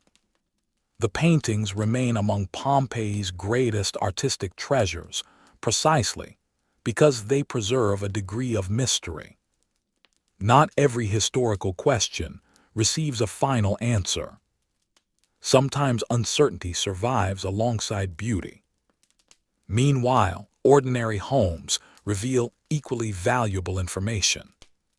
Many contained simple wooden furniture, though the wood itself rarely survived. Instead, archaeologists reconstructed its appearance through cavities left in the hardened ash. Beds, cupboards, doors, shutters, and even cradles gradually reappeared through careful excavation. Rooms that had remained sealed for centuries slowly regained their shape. One almost expects their owners to return carrying baskets from the market.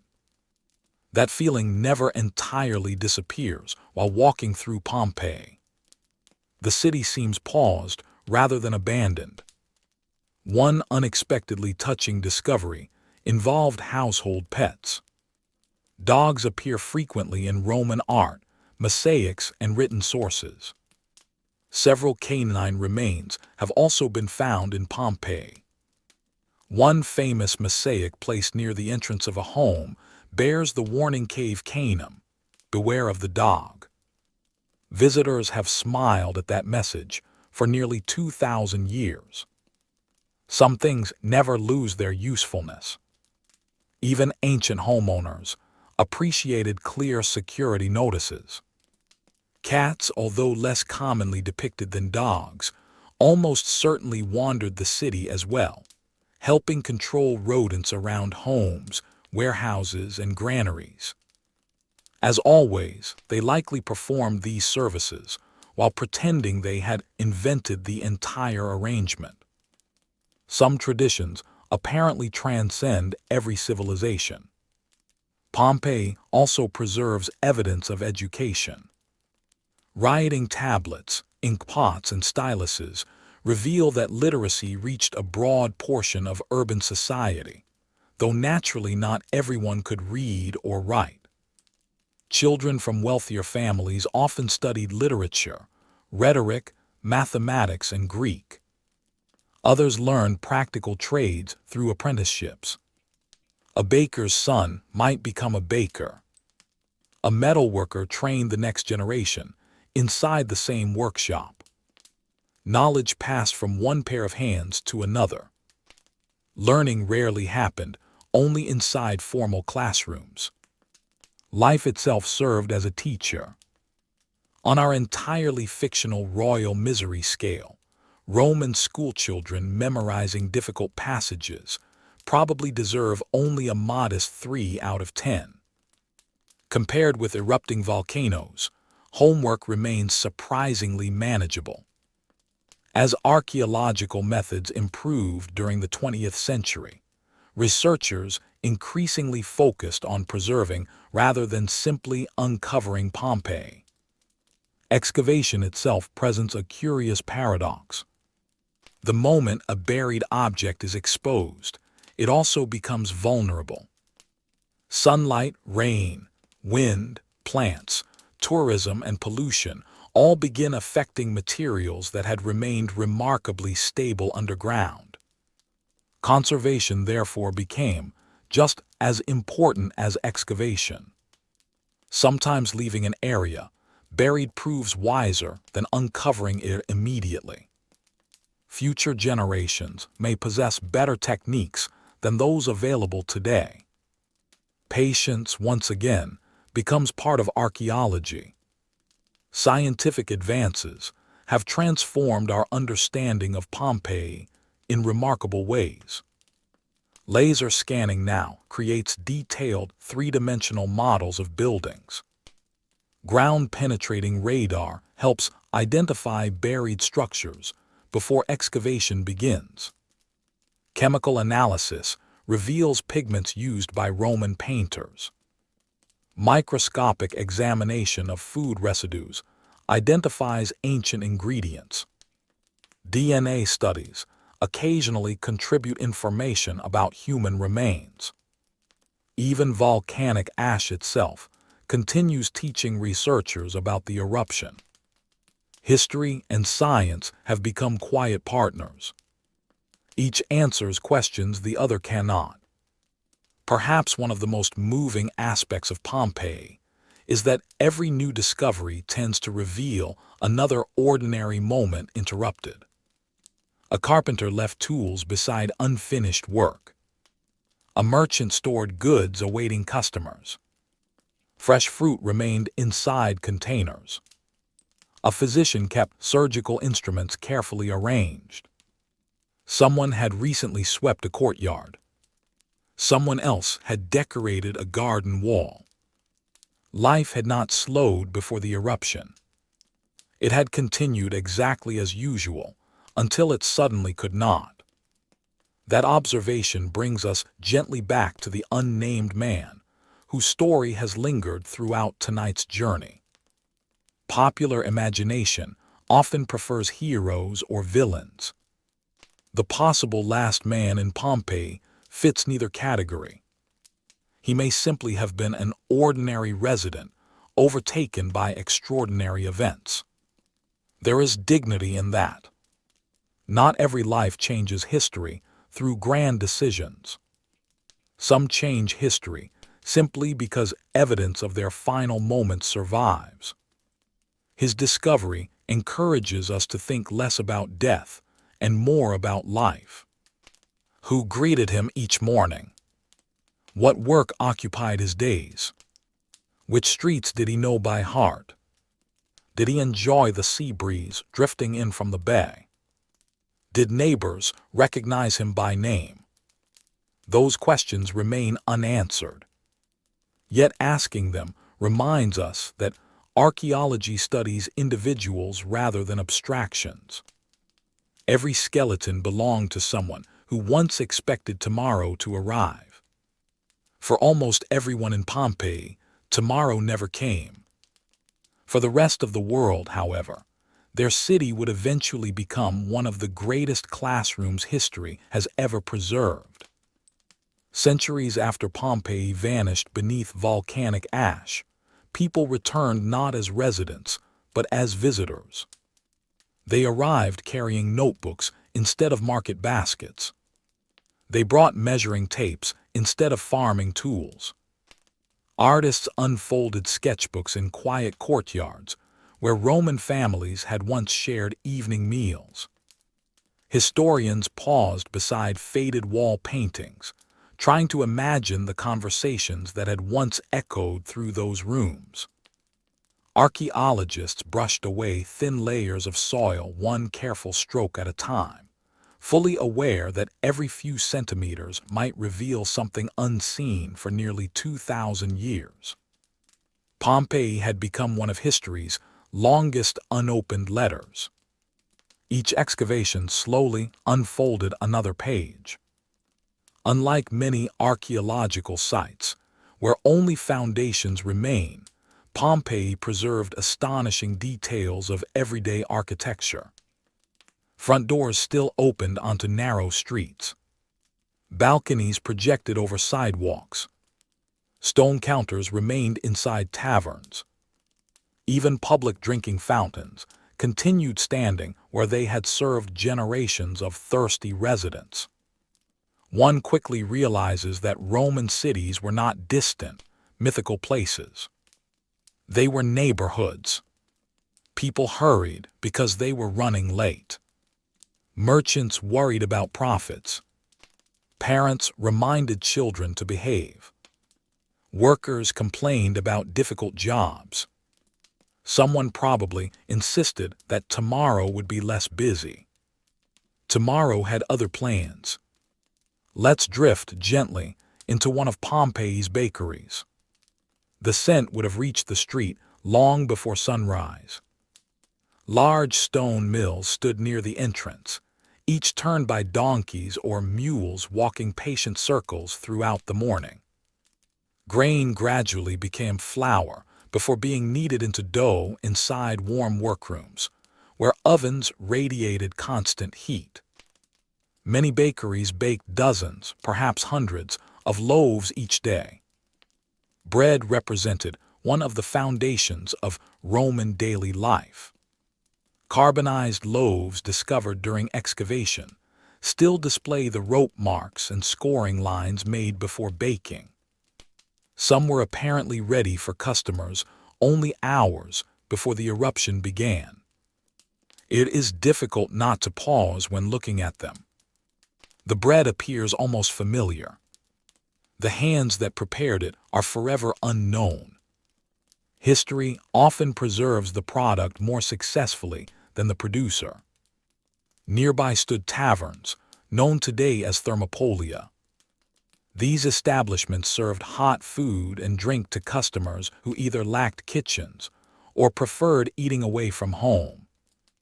Their stone serving counters contained large ceramic jars set directly into the surface, keeping prepared foods readily available throughout the day.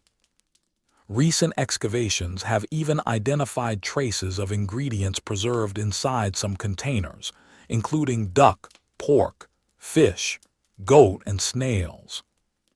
Roman street food was surprisingly varied. Fast food, it turns out, is considerably older than the automobile.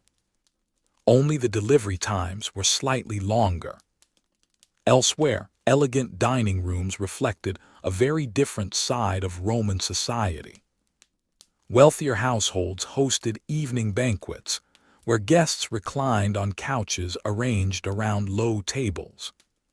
Servants presented carefully prepared courses, while musicians occasionally provided quiet entertainment. Contrary to popular imagination, Not every Roman banquet resembled extravagant scenes of endless excess. Many dinners were refined rather than outrageous. Conversation often mattered as much as the food itself: politics, poetry, business, philosophy, family news, stories from distant provinces. A successful host balanced hospitality with status, generosity with dignity. The details changed. The social expectations remained surprisingly recognizable. Imagine a summer evening in Pompeii, only a few days before the eruption. Lantern light glows softly beneath painted ceilings. A gentle breeze drifts through the garden. Water trickles into a marble basin. Someone laughs at a familiar story told for perhaps the 20th time. No one complains because tradition requires pretending it remains amusing. Family customs possess extraordinary resilience. One curious aspect of Pompeii that continues fascinating researchers is the city's remarkable color. Many visitors expect ancient ruins to have always appeared pale and weathered. In reality, Roman towns were vibrant. Walls displayed reds, yellows, blues, blacks, and greens. Columns were painted. Statues often carried bright pigments. Doorways welcomed visitors with decorative patterns. Gardens overflowed with flowering plants. Pompeii, before the eruption, would have looked far more colorful than many people imagine. Time removed much of that brightness. Archaeology has carefully restored portions of it. The result reminds us that the ancient Mediterranean was anything but monochrome. Meanwhile, another remarkable source of information survived beneath the ash. Human footprints. In several locations, archaeologists identified footprints left by individuals walking across volcanic deposits during or shortly after parts of the disaster. These impressions provide subtle clues about movement through the city. Some people continued searching for escape routes, even after ash had accumulated significantly. Others may have briefly returned hoping to recover belongings before conditions worsened again. A footprint can reveal surprisingly little. Yet when combined with thousands of others, it begins telling a larger story. History often advances through very small observations. As one careful excavation followed another, scholars also developed a clearer understanding of the population of Pompeii. Estimates vary, but most suggest that between 10 and 20,000 people lived in the town before the eruption. Not everyone perished. Archaeological evidence strongly indicates that many residents escaped during the earlier phases. Exactly how many survived remains impossible to determine. The disaster preserved the victims more effectively than the survivors. Those who escaped simply continued living elsewhere. History tends to remember catastrophes through those who remain behind. It is one of its quieter biases. Let's drift gently toward the volcano itself once more. Today, visitors standing on the rim of Mount Vesuvius can look across the Bay of Naples toward modern cities stretching along the coastline. The view is breathtaking. Blue water glitters beneath the sun. Boats cross the bay. Villages spread across fertile plains. It is almost difficult to imagine such peaceful scenery, producing one of antiquity's most famous disasters. Yet geology has no interest in appearances. The same fertile soil that attracts agriculture continues reminding scientists that Vesuvius remains an active volcano. Modern monitoring systems measure tiny earthquakes occurring beneath the mountain. Satellite technology detects subtle changes in ground elevation. Gas emissions are analyzed regularly. Emergency plans exist for surrounding communities should future activity increase. No technology can eliminate volcanic risk entirely. It can only improve preparation. Compared with the residents of AD 79, modern populations possess something extraordinarily valuable: warning. Whether warning is always enough remains another question. Human beings have a complicated relationship with familiar dangers. People continue building homes near volcanoes because volcanic landscapes often provide fertile farmland, beautiful scenery, and economic opportunity. The same pattern existed in Roman times. It continues today. Nature offers gifts. Sometimes those gifts arrive with difficult conditions attached. On our entirely fictional royal misery scale, living beside an active volcano probably deserves a thoughtful 8 out of 10. Excellent vineyards. Occasional geological surprises. History rarely provides perfect real estate. As archaeological work expanded into the 21st century, Pompeii continued producing remarkable discoveries. Entire rooms previously unknown emerged beneath protective layers of ash. Beautiful frescoes appeared with colors astonishingly well preserved. Household objects remained exactly where their owners had left them. Even stables containing horses have revealed detailed plaster casts, showing harnesses and equipment still in place. Each new discovery reminds us that Pompeii has not finished telling its story. Large portions of the ancient city remain unexcavated. Deliberately so. Archaeologists increasingly recognize that future generations may possess techniques unavailable today. Leaving sections buried protects them until better methods exist. Sometimes the most responsible excavation is the one postponed. Patience has become one of archaeology's greatest tools. Returning once again to the unnamed man remembered as the possible last resident of Pompeii, perhaps his greatest legacy lies not in the mystery of how he died, but in how he encourages us to think about everyone else. Behind every plaster cast stood a complete human life. Someone's child, someone's friend, someone's neighbor, someone who expected another ordinary morning. Disasters often reduce people to numbers. Pompeii quietly resists that tendency. Every street invites us to imagine conversations that once filled the silence. Every doorway reminds us that families once crossed its threshold countless times without giving it a second thought. Every kitchen, workshop, bedroom, and garden gently insists that history is made not only by emperors and armies, but by ordinary people carrying out ordinary days. Perhaps that is the city's greatest lesson. Not that disaster can arrive unexpectedly. We already know that. Rather, it reminds us that everyday life, so ordinary while we are living it, often becomes the very thing future generations find most extraordinary.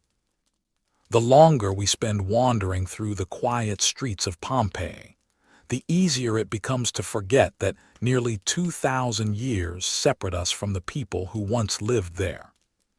Stone has a curious habit of making history feel distant. But the objects left behind tell a different story. A bronze cooking pot does not feel ancient because of its shape. A wooden cradle, reconstructed from the cavity it left behind in the ash, reminds us that parents once stood beside it in the middle of the night, comforting a restless child. A simple oil lamp reminds us that someone carefully trimmed its wick before going to bed. A worn sandal reminds us that someone walked these streets so often that leather slowly gave way beneath countless ordinary journeys.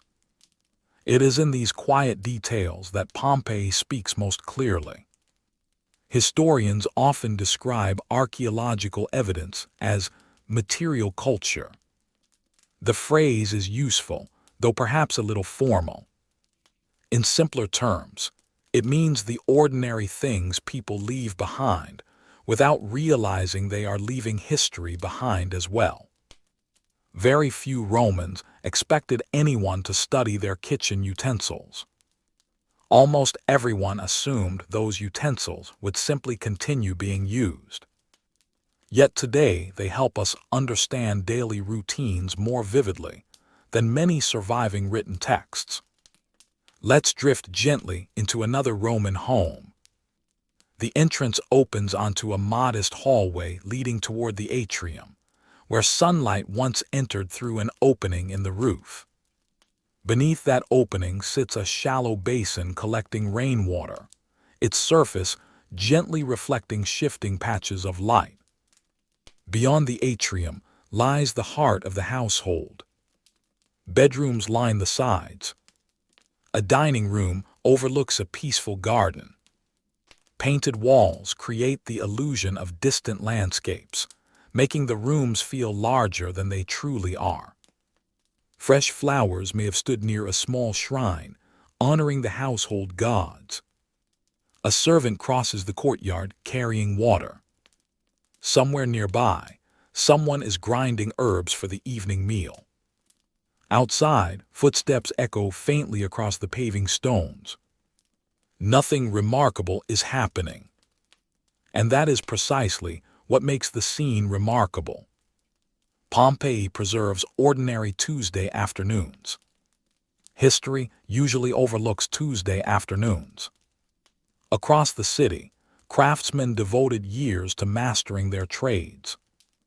Metalworkers shaped bronze and iron into tools, lamps, locks, and household utensils.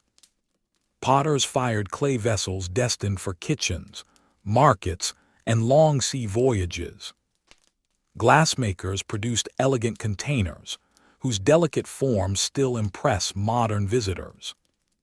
Jewelry makers worked patiently with gold, silver, gemstones, and finely crafted beads. Every profession contributed another small piece to the rhythm of urban life. No city becomes prosperous through politicians alone. It requires bakers, builders, sailors, carpenters, teachers, physicians, laborers, merchants, and countless others whose names rarely appear in history books. Pompeii remembers them in quieter ways. One particularly fascinating profession involved scribes. Although literacy was not universal, written communication played an important role in Roman administration, commerce, and private life. Contracts required careful recording. Business accounts needed organization. Letters traveled surprising distances across the empire. Wax tablets served as reusable notebooks, while papyrus carried more formal writing. Imagine sitting at a wooden desk beside an open window, carefully scratching neat Latin letters into softened wax, while afternoon sunlight filters across the room. Some jobs change dramatically over centuries. Others merely exchange one writing surface for another. Meanwhile, outside the city, Roman roads connected Pompeii with neighboring communities and with the wider empire. Travel remained slow by modern standards, yet remarkably efficient for the ancient world. Merchants transported wine, olive oil, ceramics, textiles, spices, and countless other goods across hundreds of kilometers. News traveled with soldiers, traders, sailors, and government officials. The Roman Empire often functioned less like isolated provinces and more like an enormous network of connected communities. Pompeii benefited greatly from that network. Its harbor linked local producers with markets throughout the Mediterranean. Its merchants encountered visitors speaking different languages and bringing unfamiliar customs. The city may not have been Rome itself, but it was far from provincial. It occupied an enviable position within one of history's largest economic systems. Of course, prosperity brought its own complications. Taxes remained unpopular. Political rivalries occasionally became heated. Election campaigns covered walls with painted endorsements. One candidate promised honest leadership. Another emphasized experience. Supporters enthusiastically promoted their favorites. Opponents almost certainly rolled their eyes. Some traditions appear almost indestructible. Let's drift gently toward another surprising feature preserved beneath the ash. Several houses contained small household shrines known as lararia. These beautifully decorated spaces honored protective household spirits and family traditions. Offerings of food, wine, flowers, or incense were placed there regularly. Religion in Pompeii was not confined to grand temples. It quietly accompanied breakfast, family celebrations, business ventures, journeys, harvests, births, marriages. Daily life and spiritual practice blended together with remarkable ease. Whether wealthy or modest, many homes maintained some form of sacred space. It provided continuity, comfort, a familiar routine amid life's uncertainties. History cannot tell us exactly how many residents prayed during the eruption. It almost certainly tells us that many did.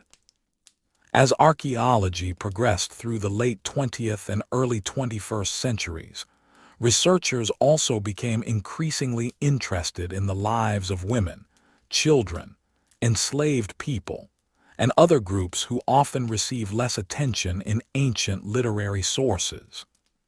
Pompeii proved invaluable once again. Spinning tool revealed textile production within households. Cosmetic containers provide insight into personal grooming. Children's writing exercises illustrate education. Small toys speak quietly of family life. Medical instruments reveal surprisingly sophisticated surgical practices for the period. Even food scraps preserved inside drains offer evidence about diet across different social classes. The city continues answering questions historians had not even thought to ask a century ago. That may be Pompeii's greatest scholarly contribution. Every generation discovers something new because every generation asks different questions. The ruins remain the same. Our curiosity evolves. One discovery that particularly captures the imagination involves the city's extensive graffiti. Some inscriptions simply announce someone's presence. Others celebrate friendships. Several express romantic affection. A few complain about disappointing experiences. One visitor even left behind words praising a favorite tavern. Another criticized poor service elsewhere. Apparently, customer satisfaction surveys once required considerably less paperwork. Human beings have always enjoyed leaving opinions behind for strangers. On our entirely fictional royal misery scale, discovering that your restaurant received a negative wall review in AD 79 probably deserves a perfectly respectable 4 out of 10. Some reputations have endured much longer than anyone expected. As the years passed, Pompeii also transformed how museums presented the ancient world. Instead of displaying isolated statues inside grand halls, curators increasingly emphasized everyday objects: a spoon, a key, a lamp, a comb, a child's bracelet. Individually, they seem modest. Together, they recreate an entire civilization.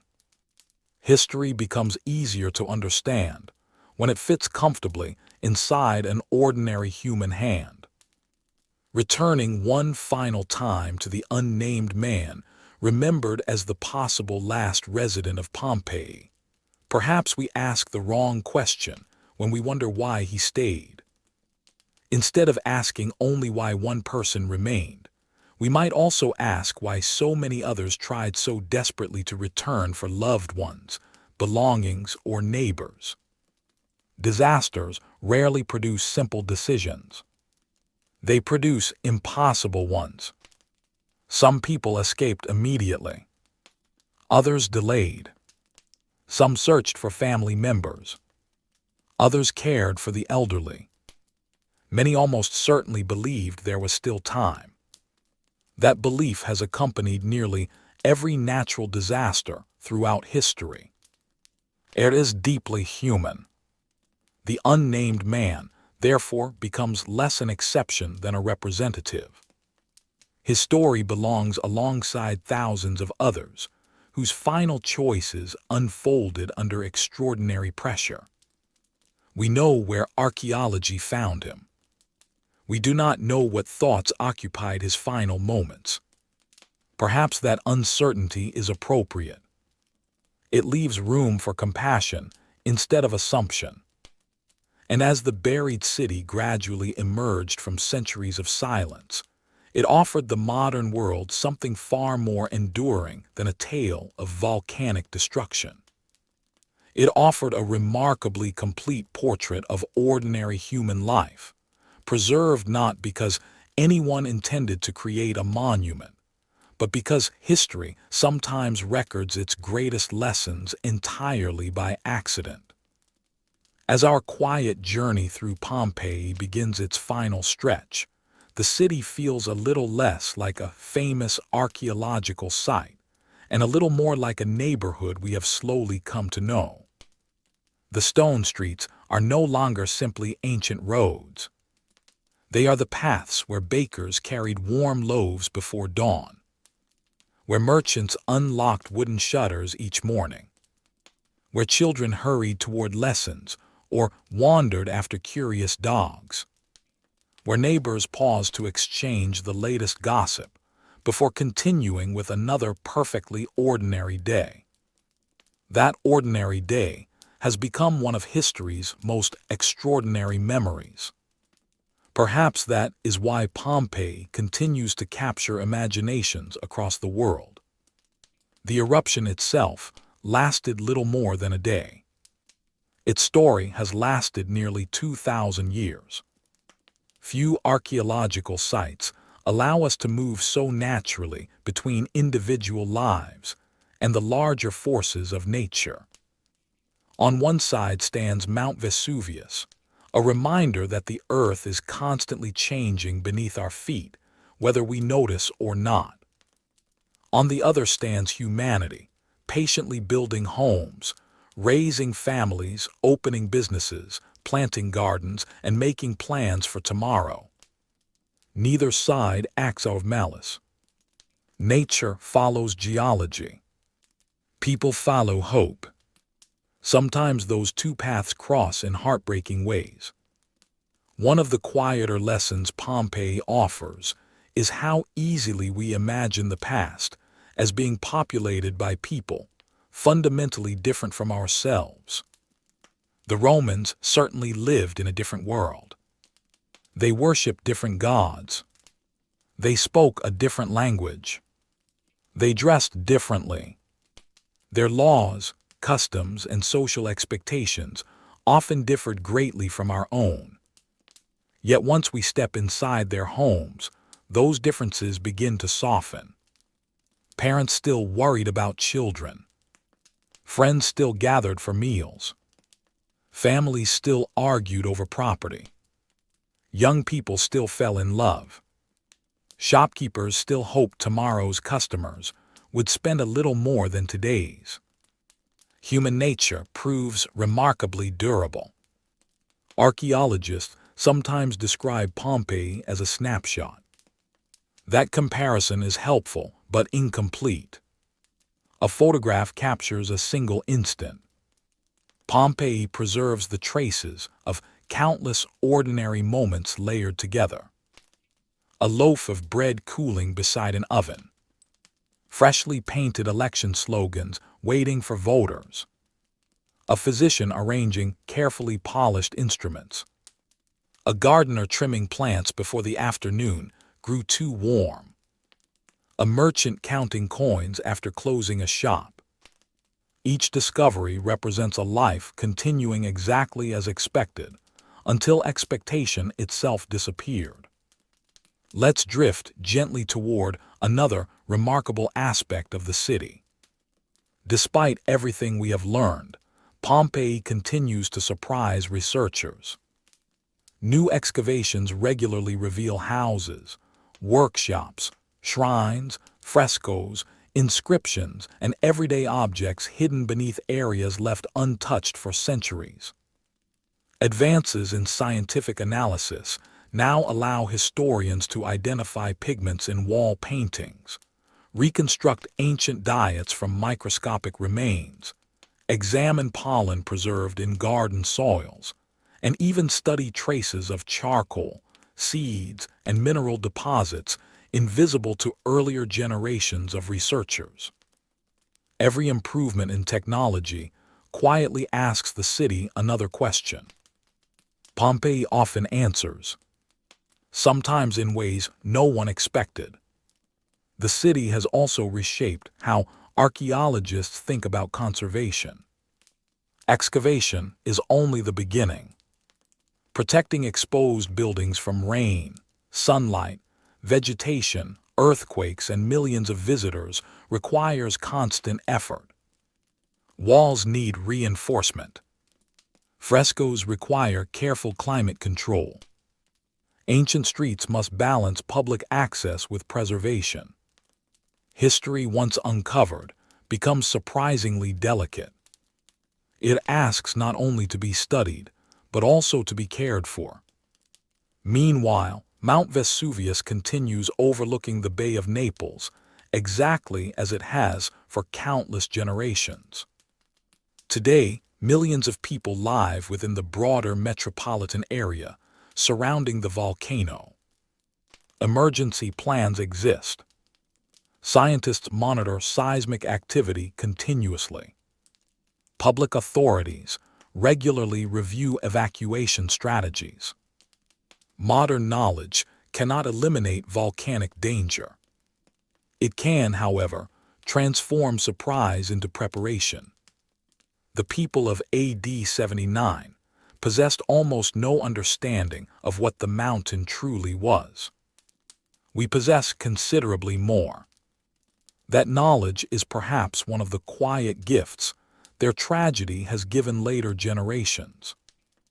On our entirely fictional royal misery scale, living beside one of the world's most carefully monitored volcanoes earns a thoughtful 6 out of 10. Excellent scenery. Remarkably fertile soil. Occasional reminders that geology enjoys keeping everyone humble. Returning once more to the unnamed man often remembered as the last man left in Pompeii, it is worth ending where we began, with careful honesty. Archaeology does not allow us to declare with certainty that he was literally the final surviving resident. The evidence simply cannot resolve the precise sequence of every death during those chaotic final hours. What archaeology does show is something equally meaningful. Some individuals remained astonishingly late into the disaster. Some were overtaken while sheltering. Others while attempting escape. Others perhaps while searching for loved ones. The unnamed man became a symbol, because his discovery captured the imagination, not because history preserved his biography. In truth, every victim discovered at Pompeii could have lived a story worthy of its own quiet evening. The baker whose loaves remained inside the oven. The merchant whose scales still rested on a counter. The physician whose instruments waited beside unfinished work. The family gathered together inside their home. The chained dog still guarding its doorway. The children whose games ended without warning. Each reminds us that history is not built only from famous names. It is built from ordinary lives, lived with ordinary hopes. There is another gentle irony resting beneath the volcanic ash. The eruption that destroyed Pompeii also preserved it better than almost any other Roman town. Without that terrible day, centuries of rebuilding, demolition, weather, and human activity would almost certainly have erased much of what we now know about everyday Roman life. The disaster became an accidental archive. Nature closed the city like a book. Archaeology carefully reopened it. And page by page, room by room, street by street, we have spent generations learning from neighbors whose names are mostly forgotten, but whose lives remain astonishingly visible. Perhaps that is why Pompeii continues speaking so quietly across the centuries. It never asks us to admire conquest. It rarely asks us to celebrate power. Instead, it invites us to notice small things. Fresh bread, garden flowers, a child's handwriting, a household key, a painted wall, a worn doorstep polished smooth by countless familiar footsteps. Those are the details that make civilizations feel real. Those are the details that remind us history belongs to everyone. As we prepare to leave the silent streets behind, imagine the first rays of sunlight finally reaching the buried city many centuries after the eruption. Not the morning after the disaster, but the morning of its rediscovery. Dust is gently brushed away from an ancient doorway. A faded fresco catches the light once more. A forgotten street slowly emerges beneath careful hands. The city awakens, not because its people have returned, but because their story has. And so our sleepy journey comes to an end. History rarely learned its lessons, royalty rarely improved their decisions, and somehow humanity kept moving forward anyway. The unnamed man, who may have been among the last to remain in Pompeii, never expected to become part of one of history's most enduring stories. Neither did the baker, the merchant, the gardener, the physician, or the countless neighbors whose ordinary lives were quietly preserved beneath the ash. They simply lived.